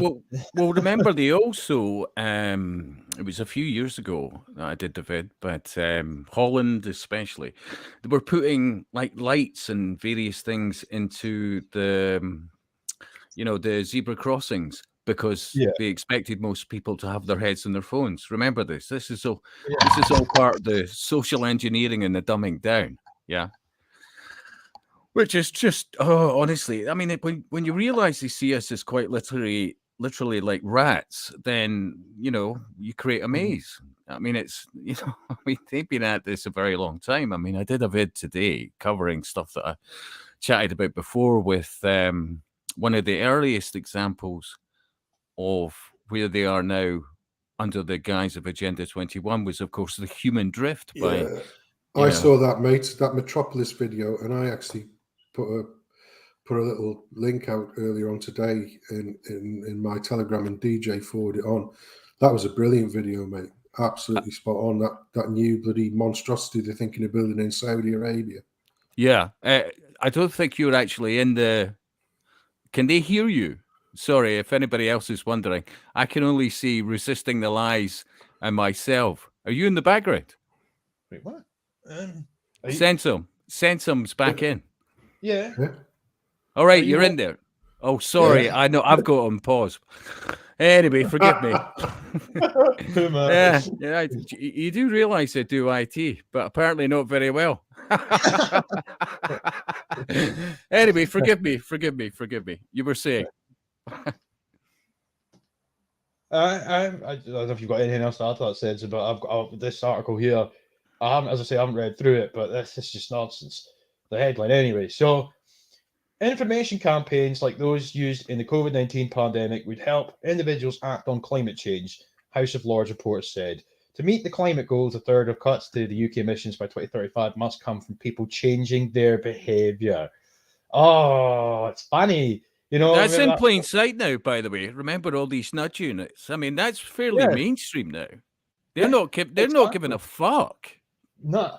And I've got clips on my channel, I've played it on the streams before and that, of like people in the Scottish Parliament, like literally doing the same thing, talking about behavioural change. They've got all the different committees they've got, but there's one, it's like net zero committee, and then there's net zero and public transport committee or something. Every week when they meet up, their committees, I haven't watched this week's committee, but every week it's the same. How can we change people's behaviour? You know, it's so out in the open now. And the reason it's become so out in the open is because I've always questioned is, why was that one of the first things that came out when all the COVID stuff started in 2020? It wasn't a secret that there was nudge units, as you've made reference to there. And I can't help but feel that the reason that was allowed to be leaked to the public is just because it was conditioning them to a point where they can get away with now saying it about climate change. Because everybody's so used to hearing behavioural change all the time, constantly, pertaining to COVID. Now they've just kind of copy and pasted that model, and they're doing the same thing for climate change, you know? Well, you've covered it yourself in these various meetings within Parliament. You know, these, 13 people round a table. You know where I'm going with that? In the Scottish Parliament itself. And they're literally saying we can't go back. Yeah. This is the new normal. We will capitalise on, through COVID, blah. I mean, shamelessly so, by the way. But then you realise you've just got a bunch of witches and masons around a fucking table with agendas.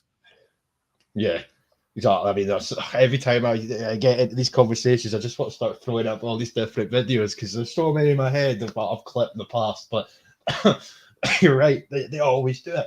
And then there's another clip we've got Sturgeon saying back in 2020, and I'm paraphrasing here because I can't remember it word for word, but she said something to the effect of that COVID has given us the perfect opportunity to change things for the better, and then she finishes off this little spiel that she was on. I think it was at First Minister's Questions, actually, where she turns around and says, for a green, sustainable future. It's like, oh, how convenient, just fell in your lap, this opportunity of a lifetime, Oh, all so convenient, but for some reason, people just can't seem to join the dots, irrespective of whether or not you think COVID's a real thing. I don't, in truth. I think it's a load of bollocks, but some people do. And that's really irrelevant because at the end of the day, it's what they've done off the back of it. They've rebranded the cold and flu and then said, here, have this. And have this repeatedly. And by the way, hey, sudden death is just normal. Hey, nothing to see here. And the reason why we went through that 2 and a bit years of shit was payback, because for all of their propaganda and for all of them wheeling out Little Miss How Dare You every 5 minutes, ordinary people, and I've said this dozens of times, ordinary people, when it came to the climate, ordinary people said, yeah, could give a shit, and so that absolutely incensed the globalists who thought that, this big climate push would really scare the shit out of people. So when old COVID pops its heads around, everything that they wanted to do to us under the guise of climate, they did under COVID. And now we've come out of that and immediately go straight into the current thing over in Eastern Europe. But now what you're seeing is that once again, they're doing the same thing. They're trying to conflate all of the shit that we had to do over the last 2 years, now morph that into climate, which was their goal all along.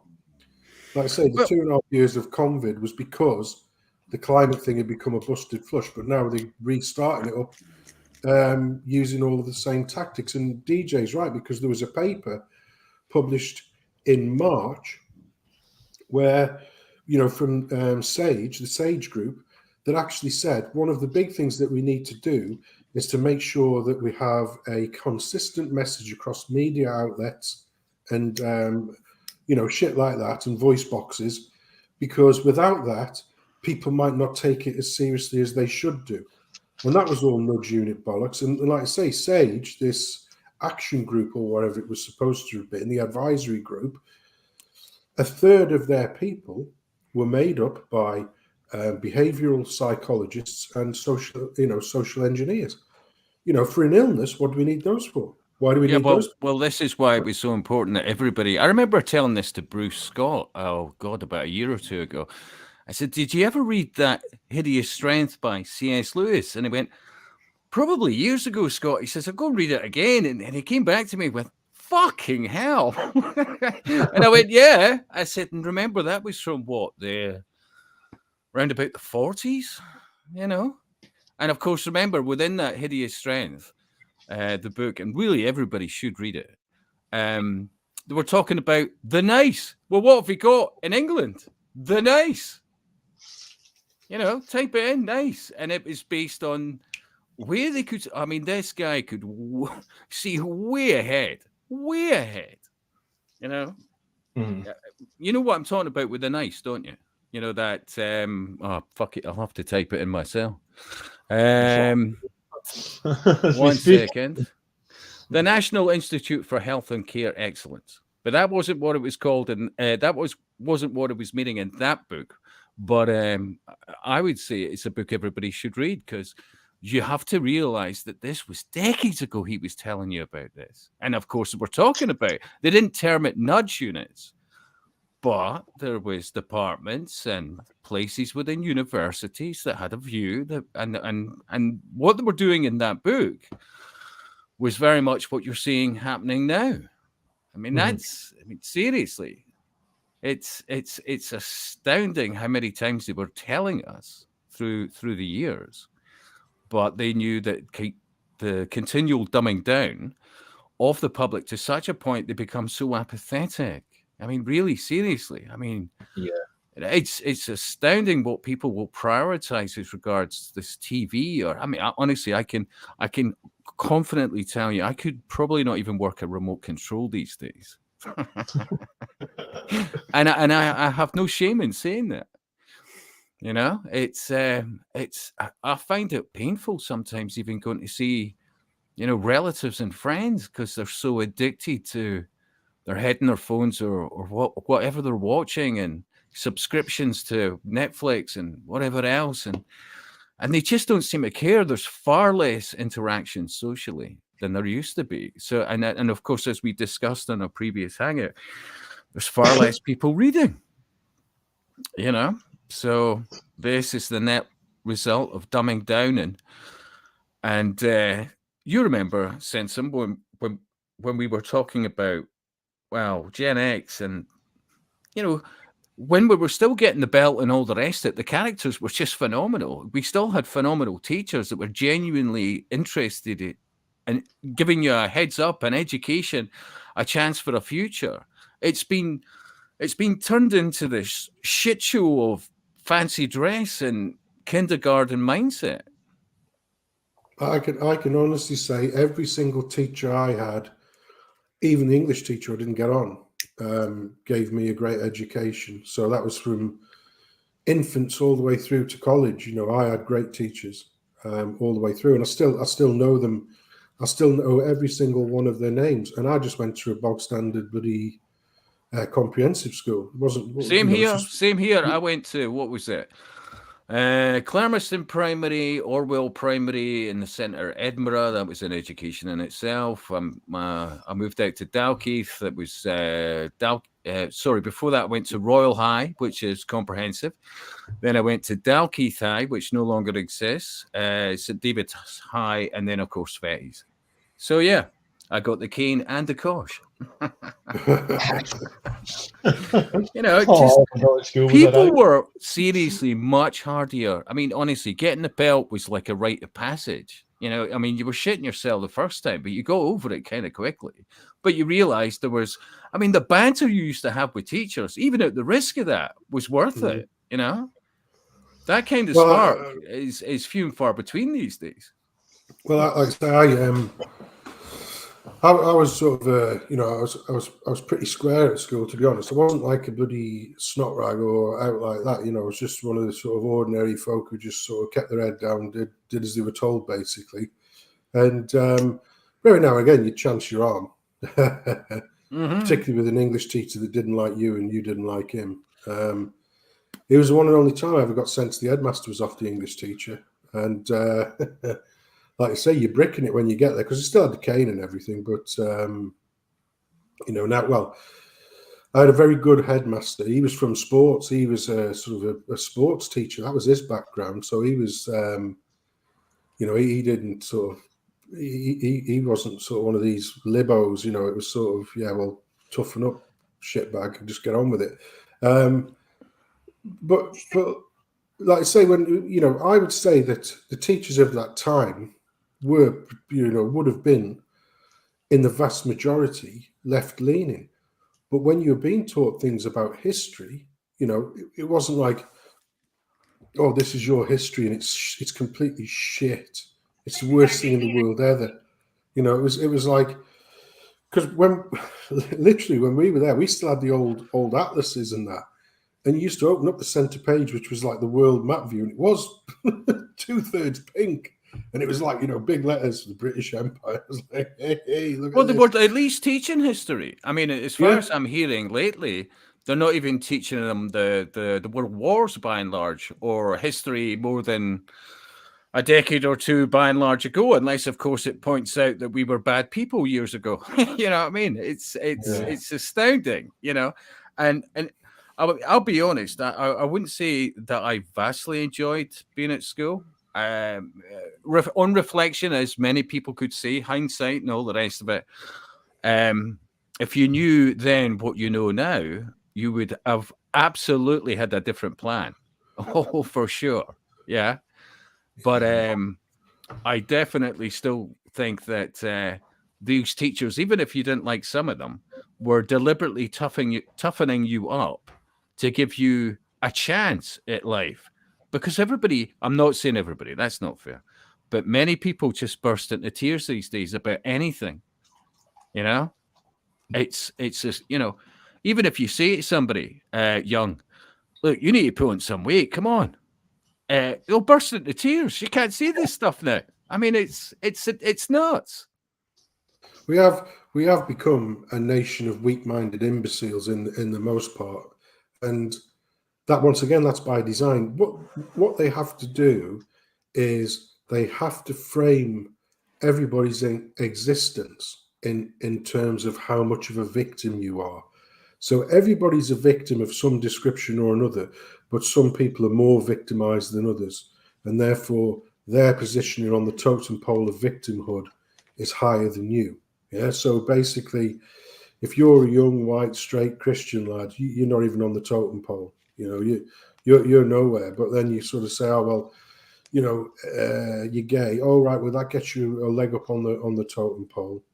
So where do I rank then? Well, you're probably on the same ranking as a black lad. If you're gay, a white gay lad, you're probably on the same sort of victimhood level as a black lad. Or about a Muslim? Oh no, they're the next level up. What about a black woman's probably on the same level as a Muslim man, but a Muslim woman trumps her because they are more victimized. Well, what happens if they're also baying? Christmas come early, and disabled? Oh, fucking lottery ticket. You know what I mean? This is you're referring to intersectional. Yeah. This is how it's framed now. How many different facets of your existence can you frame in terms of victimhood? And basically, that just instills neuroticism in all of the kids. Whereas before, it was basically, we used to play football, and the teachers and that, it was basically let you get on with it and that. And you used to both feet in, woof, stand up, get a clip off somebody, give them a clip back, and the teacher would sort of see how it went for a few minutes before they'd get involved. You know what I mean? It's like you're sort of thinking, yeah, is this going to turn out really nasty, or is that going to be it? No, that's going to be it. Yeah, well done, lads. Shake hands. Carry on. and that makes such a difference to the character of those children. Yeah. Yeah. That you can get over things. Don't nurse grudges. Come on. Don't be a lightweight. That instilled character that would last you, your lifetime. Yeah. But mind you, as I say, this comes from an individual that hasn't watched TV for 20 plus years. I do realize that a lot of even Gen X are literally brain dead these days, which it's sad to see. And let's face it, we're getting older. So, and that's why they want to bump off anybody. I mean, remember during the pandemic, anybody over 60 had a DNR slapped straight on the bed as soon as he went into hospital, even if it was Yeah, just I saw that. to put a That bloody was plaster on. horrendous. Yeah, that was I just it. want Like, I've got a broken arm. Yeah, we're not resuscitating you. Well, we don't need to. Well, we've got to make sure we have to resuscitate you first, and then we won't. I don't know if anybody's a part of this. It's just when you've been on the topic there about what's happening in schools and stuff. This is from the Children's Parliament, which is an organisation in Scotland which politicises children, by the way. Feelings inspectors.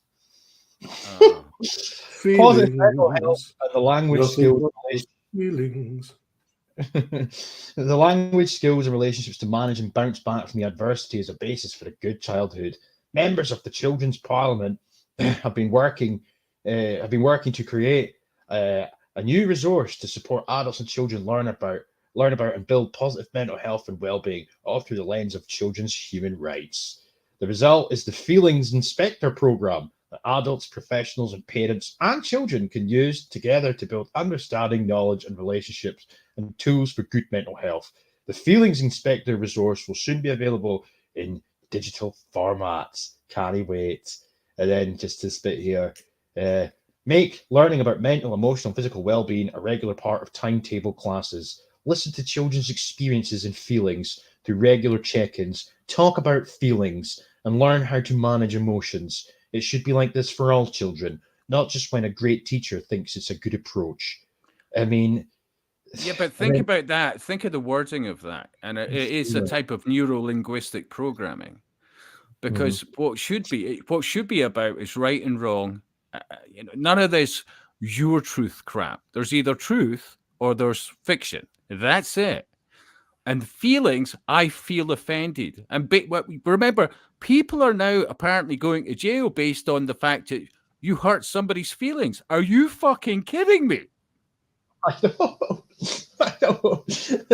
And here, just before I stop sharing, this is what it's spelled. I've made a video on this in the past, but this is another term. There's another one that I was trying to find, and I did make this. It's like they're called sustainable inspectors or something, and it's again more justification to tell. Is that a bit like the bottom inspectors from Viz? But climate change makers. I mean, this is just politicization on an egregious scale. Some of the stuff on this website, by the way, is absolutely barbaric, for lack of a better term. Every year, members of the Children's Parliament, they have a meeting with Nicola Sturgeon and John Swinney of the Cabinet, effectively, and they give them a rake of things that they believe that the SNP should be including within their policies going forward. And because of the United Nations Children's Rights Charter, which is coming into effect soon into Scottish law, one of the rights that they have, two of the rights actually, one of them is, they have a right to know about their rights, which is a red herring in and of itself. So they've greenlit the justification to brainwash them. But secondly, though, they have a right to be listened to and taken seriously when it comes to policy decision making. So, if they're demanding action on climate change, well, Nicola Sturgeon's got to oblige, does she not? And then remember, it's the modern equivalent of a sort of youth. I'm trying to avoid other words that might trigger a strike or two for you, but you can think of a something youth, yes. And of course, you've now got the Scottish SNP youth, the UN youth, movement. Think about it. So right from childhood, you've got, well, I'm still trying to avoid getting you strikes, so certain shirts, possibly brown, various historical things that history repeats you do itself. realise that this. Sorry, Scott, just to stop you there, mate. You do realise that these four ingredients usually send DJ to sleep. well, yes. God forgive him. He's not been the first, let's be honest, and hangouts over the years when maybe it's been your voice, Sensor. That you put, that the relaxed aspect of your voice, as he's just felt. Oh well, now's a good time for our 40 winks. The soothing power of your voice. Evening, lads. How's it going? Yeah. I am a victim of white genocide. So this machismo bullshit that I've been struggling and fighting against for the last 15 years in the so-called alt-right, oh, we shouldn't play victims. Oh no, white people can't be victims. Yes, we fucking can be victims, and especially white children and white women are especially victims. And then we have the men, such as on this panel here tonight, and we have a difficulty admitting that we are victims because it's humiliating and it bruises our egos. But I'm saying that we need to get over that machismo bullshit and just admit, listen, we are literally living in anti-white genocidal conditions of life that are intensifying daily, right? So at some point we're going to have to say, you know what, fuck this. We are victims of white genocide, we are victims of anti-whiteism, and we're going to fucking complain about it. My feelings are hurt. My feelings are fucking hurt. I can't even open a newspaper without being offended or having my feelings hurt. So no, I'm a victim, guys, and I want you guys to be victims too. You know, I would argue that the definitive argument for this one is to give another example, which would be, for example, South America and potatoes. Now, just bear with me. How many different varieties of potatoes are in many parts of South America? Quite literally thousands. And they make sure of that because they realize, common sense-wise, over many thousands of years, if you have say, for example, a certain potato blight, it only affects a fraction of these various different species of potato. But think about occultism, think about eugenics. You homogenize globally the public, and then you release something and you wipe out masses because you haven't got various other types of potatoes. Do you see where I'm trying to go? Yes, I see. My accent is Norwegian to Steve Cray. Yeah, I see what you're saying, but are you saying that they are trying to breed a brown Kalergi race so that it's easier basically, to... what they're wanting to do is simplify the genetics to such a point that something that would only affect certain people from certain parts of the world, historically being the case, it affects vast people all over the world because they haven't got different aspects to their DNA and genetics. Which, do you see where I'm going? That's basically it. It's about eugenics. You know, forget even the racist crap. You know, but whatever. Because remember, these are absolute tossbacks. They've thought long and hard over a very long period of time. They see themselves as gods. They've already terraformed the whole planet. They own it all. And so they don't need the vast majority of us. Now, they do the divide and conquer, and that's it. Yes, and divide, diversity comes from the root divide, right? To divide and conquer. So diversity is a tool to divide and conquer us. But you see, they etched it into stone in the Georgia Guidestones that were blew up a couple of months By the way, ago. that's who do you think actually really blew that up? Them, because so many people were going, "Oh, fuck's sake, it really is written in stone." Yeah, no, you're blackpilling me, bro. You're blackpilling me, bro. Please, I want to imagine that some Yankee had the balls. Some Yankee had the balls. Okay. By the way, did you notice? Did you notice that what surrounded it? Most people didn't. Was holly. There's no mistake about that. Holly. Yes. Holly. Is it a verb? No, holly, as in holly bush. the holly bush. Because confused. it's about no, seriously. Type it in Georgia's Guidestones, holly. Holly was planted all round there because it's very symbolic and important with the occult. Why do you think you get the holly and the ivy, blah blah blah blah blah, fertility, the witchcraft of various things, blah blah blah. Honestly, it's the detail that a lot of people are not getting to see these days. I wanted to just. They can't see it. Yeah, please. I wanted to say I agree with both of what you have said there, because obviously the whole sustainable development shit, that by and large, it's a depopulation program. But there's without question they're coming for us first. So I agree with both. Yeah. White sitting under the tarp. This isn't you don't see people in India being berated for being Indian. You don't see people in China being berated for being Chinese. Just here. It's only here. They want us gone. So I see both sides. But what I will say is, though, when we're gone, it's not going to stop. They'll just move on to another group.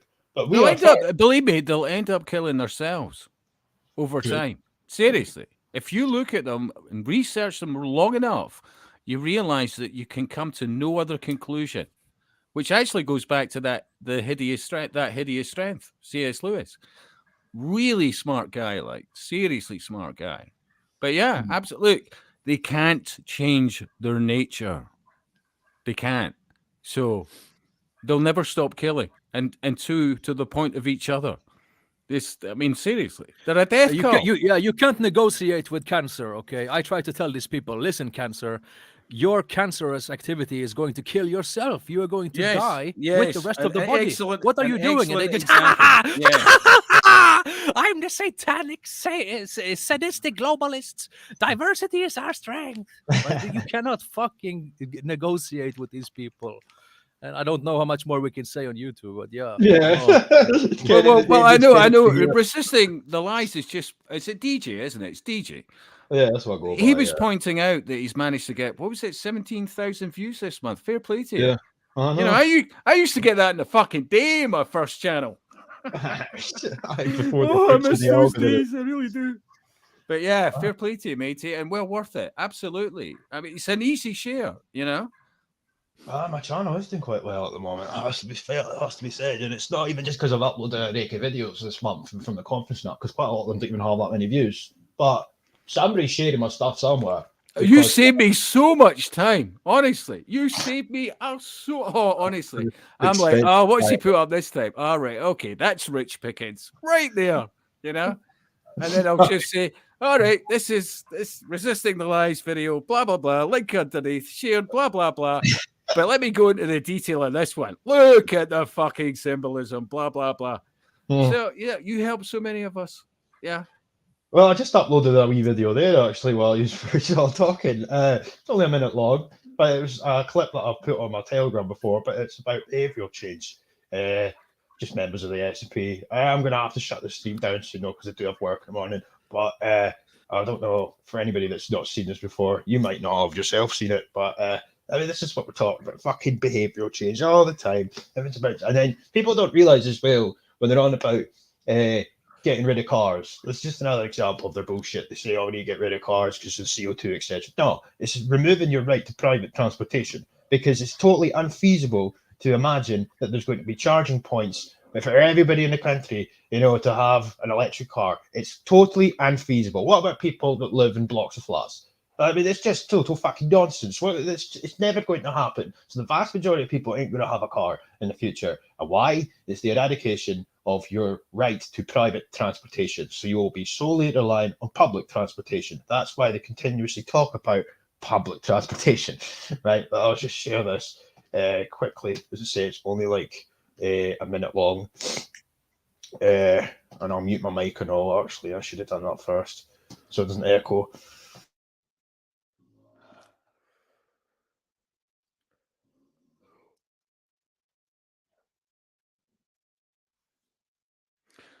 The 6th of January, we announced a new draft vision for that public charging network, along with plans for £60 million fund that will double the size of the public network over the next few years by leveraging commercial investment. And measures to make public transport more efficient and affordable have also been a priority. And I know Mr Simpson made mention of this in his opening remarks. Additionally, that's highlighted in our route map to reduce car use, which was published last month. That includes, though, through the provision of free bus travel under the under-22s and our fair fares review, which I think is hugely important in that regard, which will consider options for change against a background where the costs of car travel are declining and public transport costs are increasing. We are also investing record amounts in active travel, but we also need to get folk out of their cars. This is about behaviour change, presiding officer. They're not, or are they selective in this regard? Local authorities can choose if they want to introduce the levy and when, if they do decide that. The choices we make in this place can drive behavioural change. Honestly, the arrogance of that, think about the arrogance of these tossbags purporting to represent your interests. Think about that. Seriously. Mm-hmm.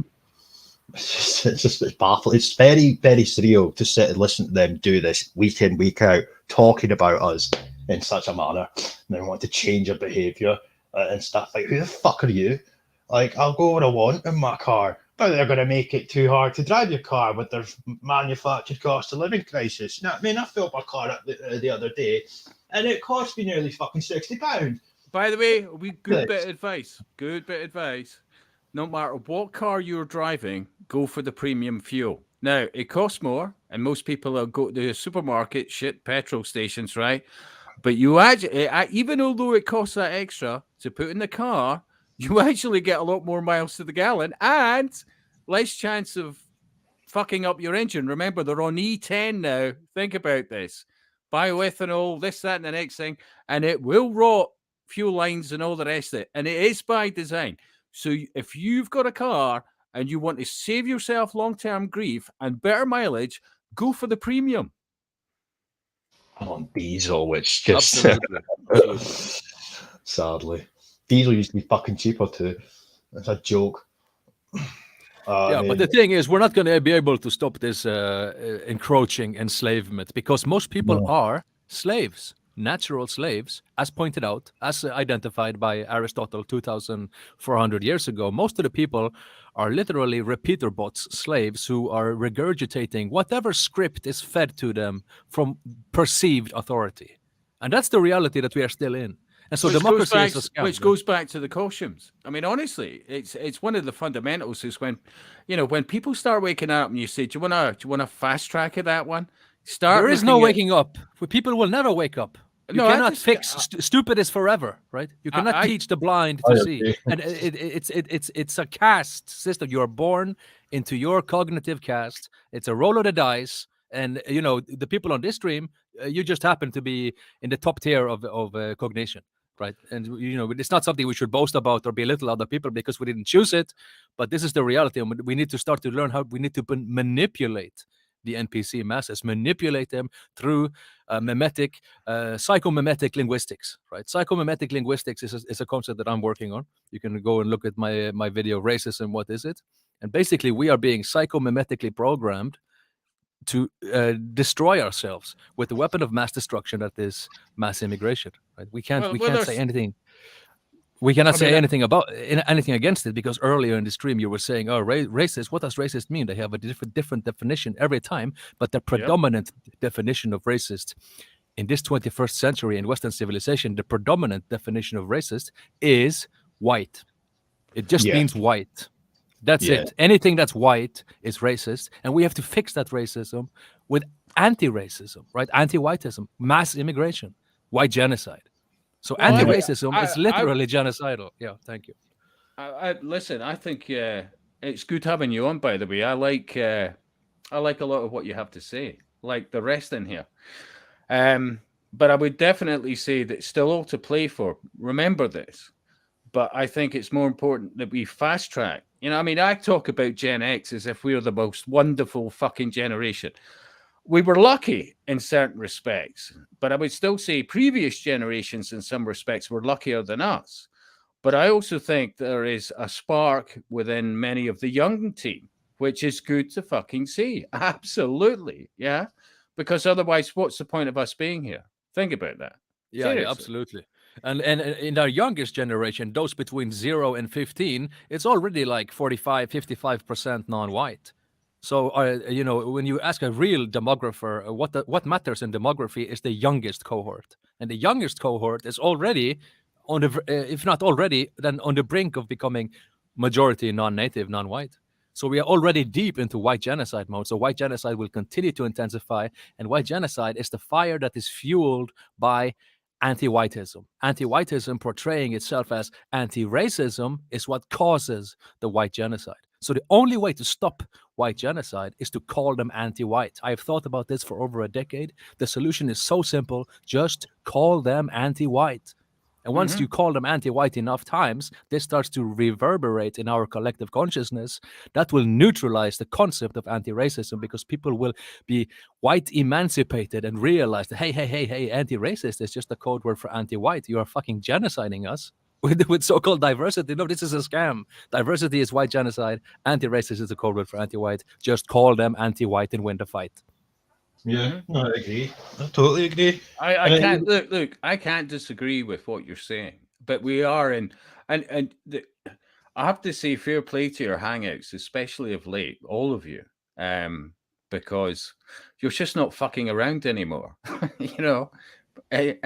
What you're saying is absolutely inarguable. Yeah, you're not being nasty, you're not being rude, you're just getting to the point. That's fair enough, isn't it? Yeah, and it goes to show though that saying what we say can get you deplatformed everywhere. You know.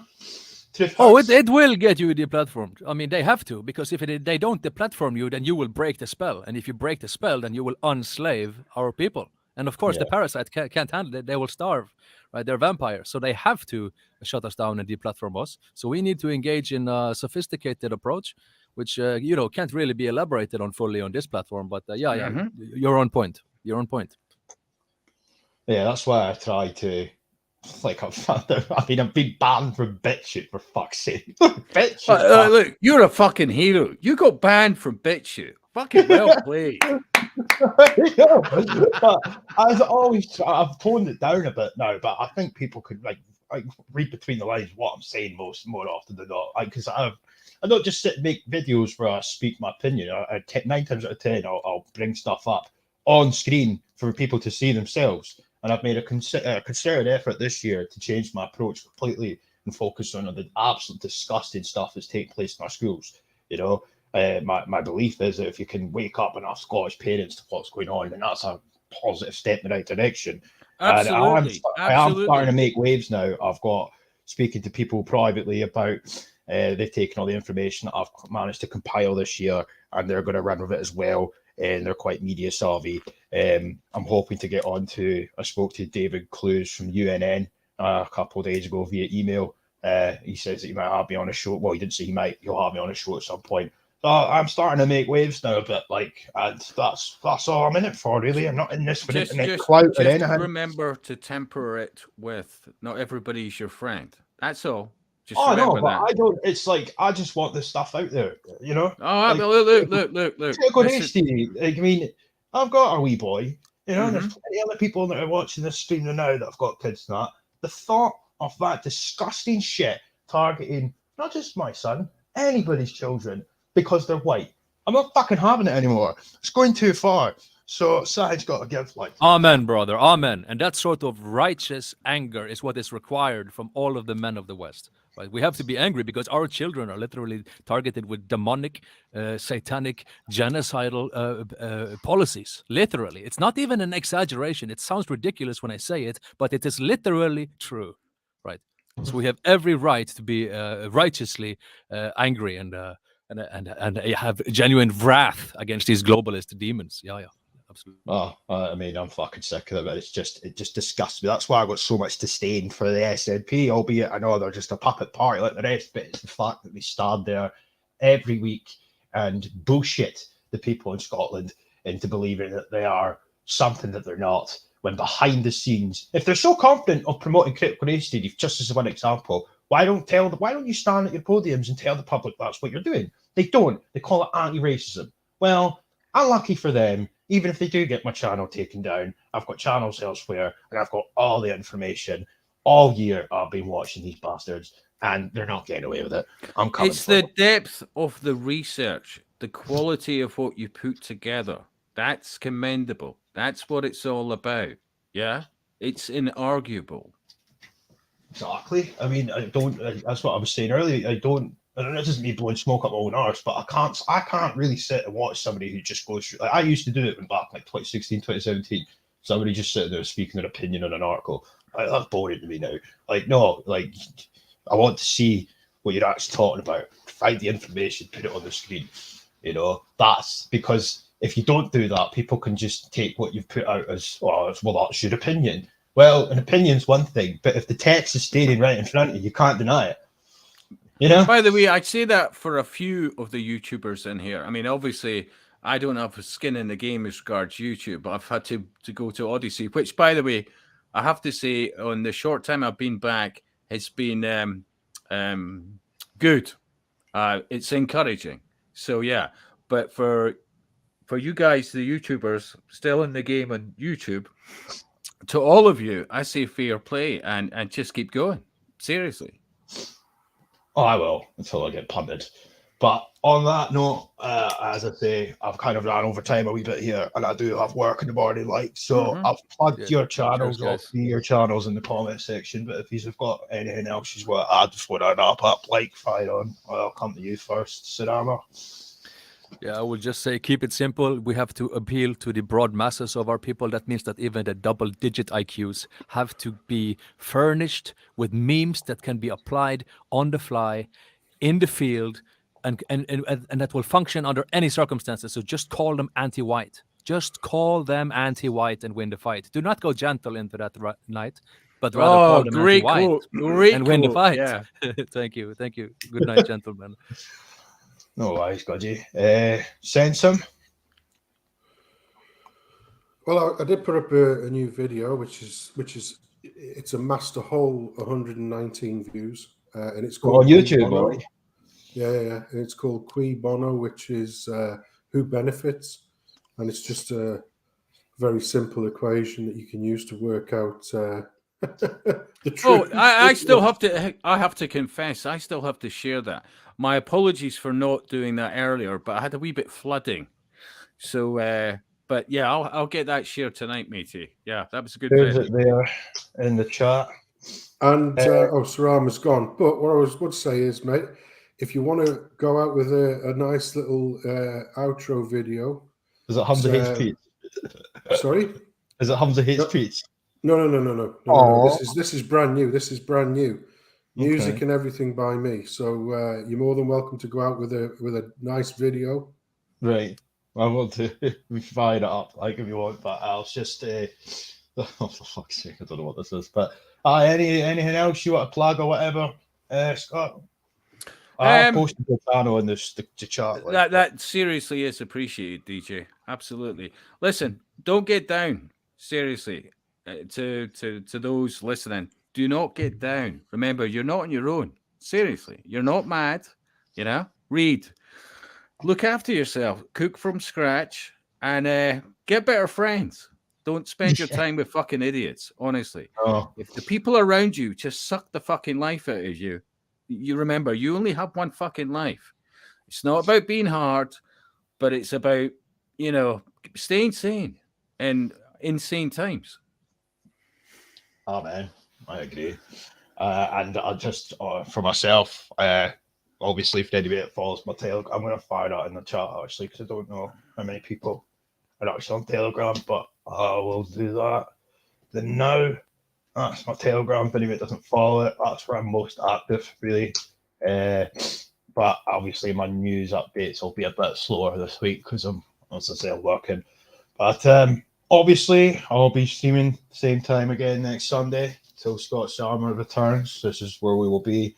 And I can't make any promises on the video front because I'm very sporadic. So, on that note, thanks again to everybody in the chat. Let's see what Sensum's got. And you are fat, Billy. You are really fat. You are fat. But on that note, I'll take these out and I'll play this. And aye, Spotty Dogs for coming on, boys. And adios. Take care. God bless, mate.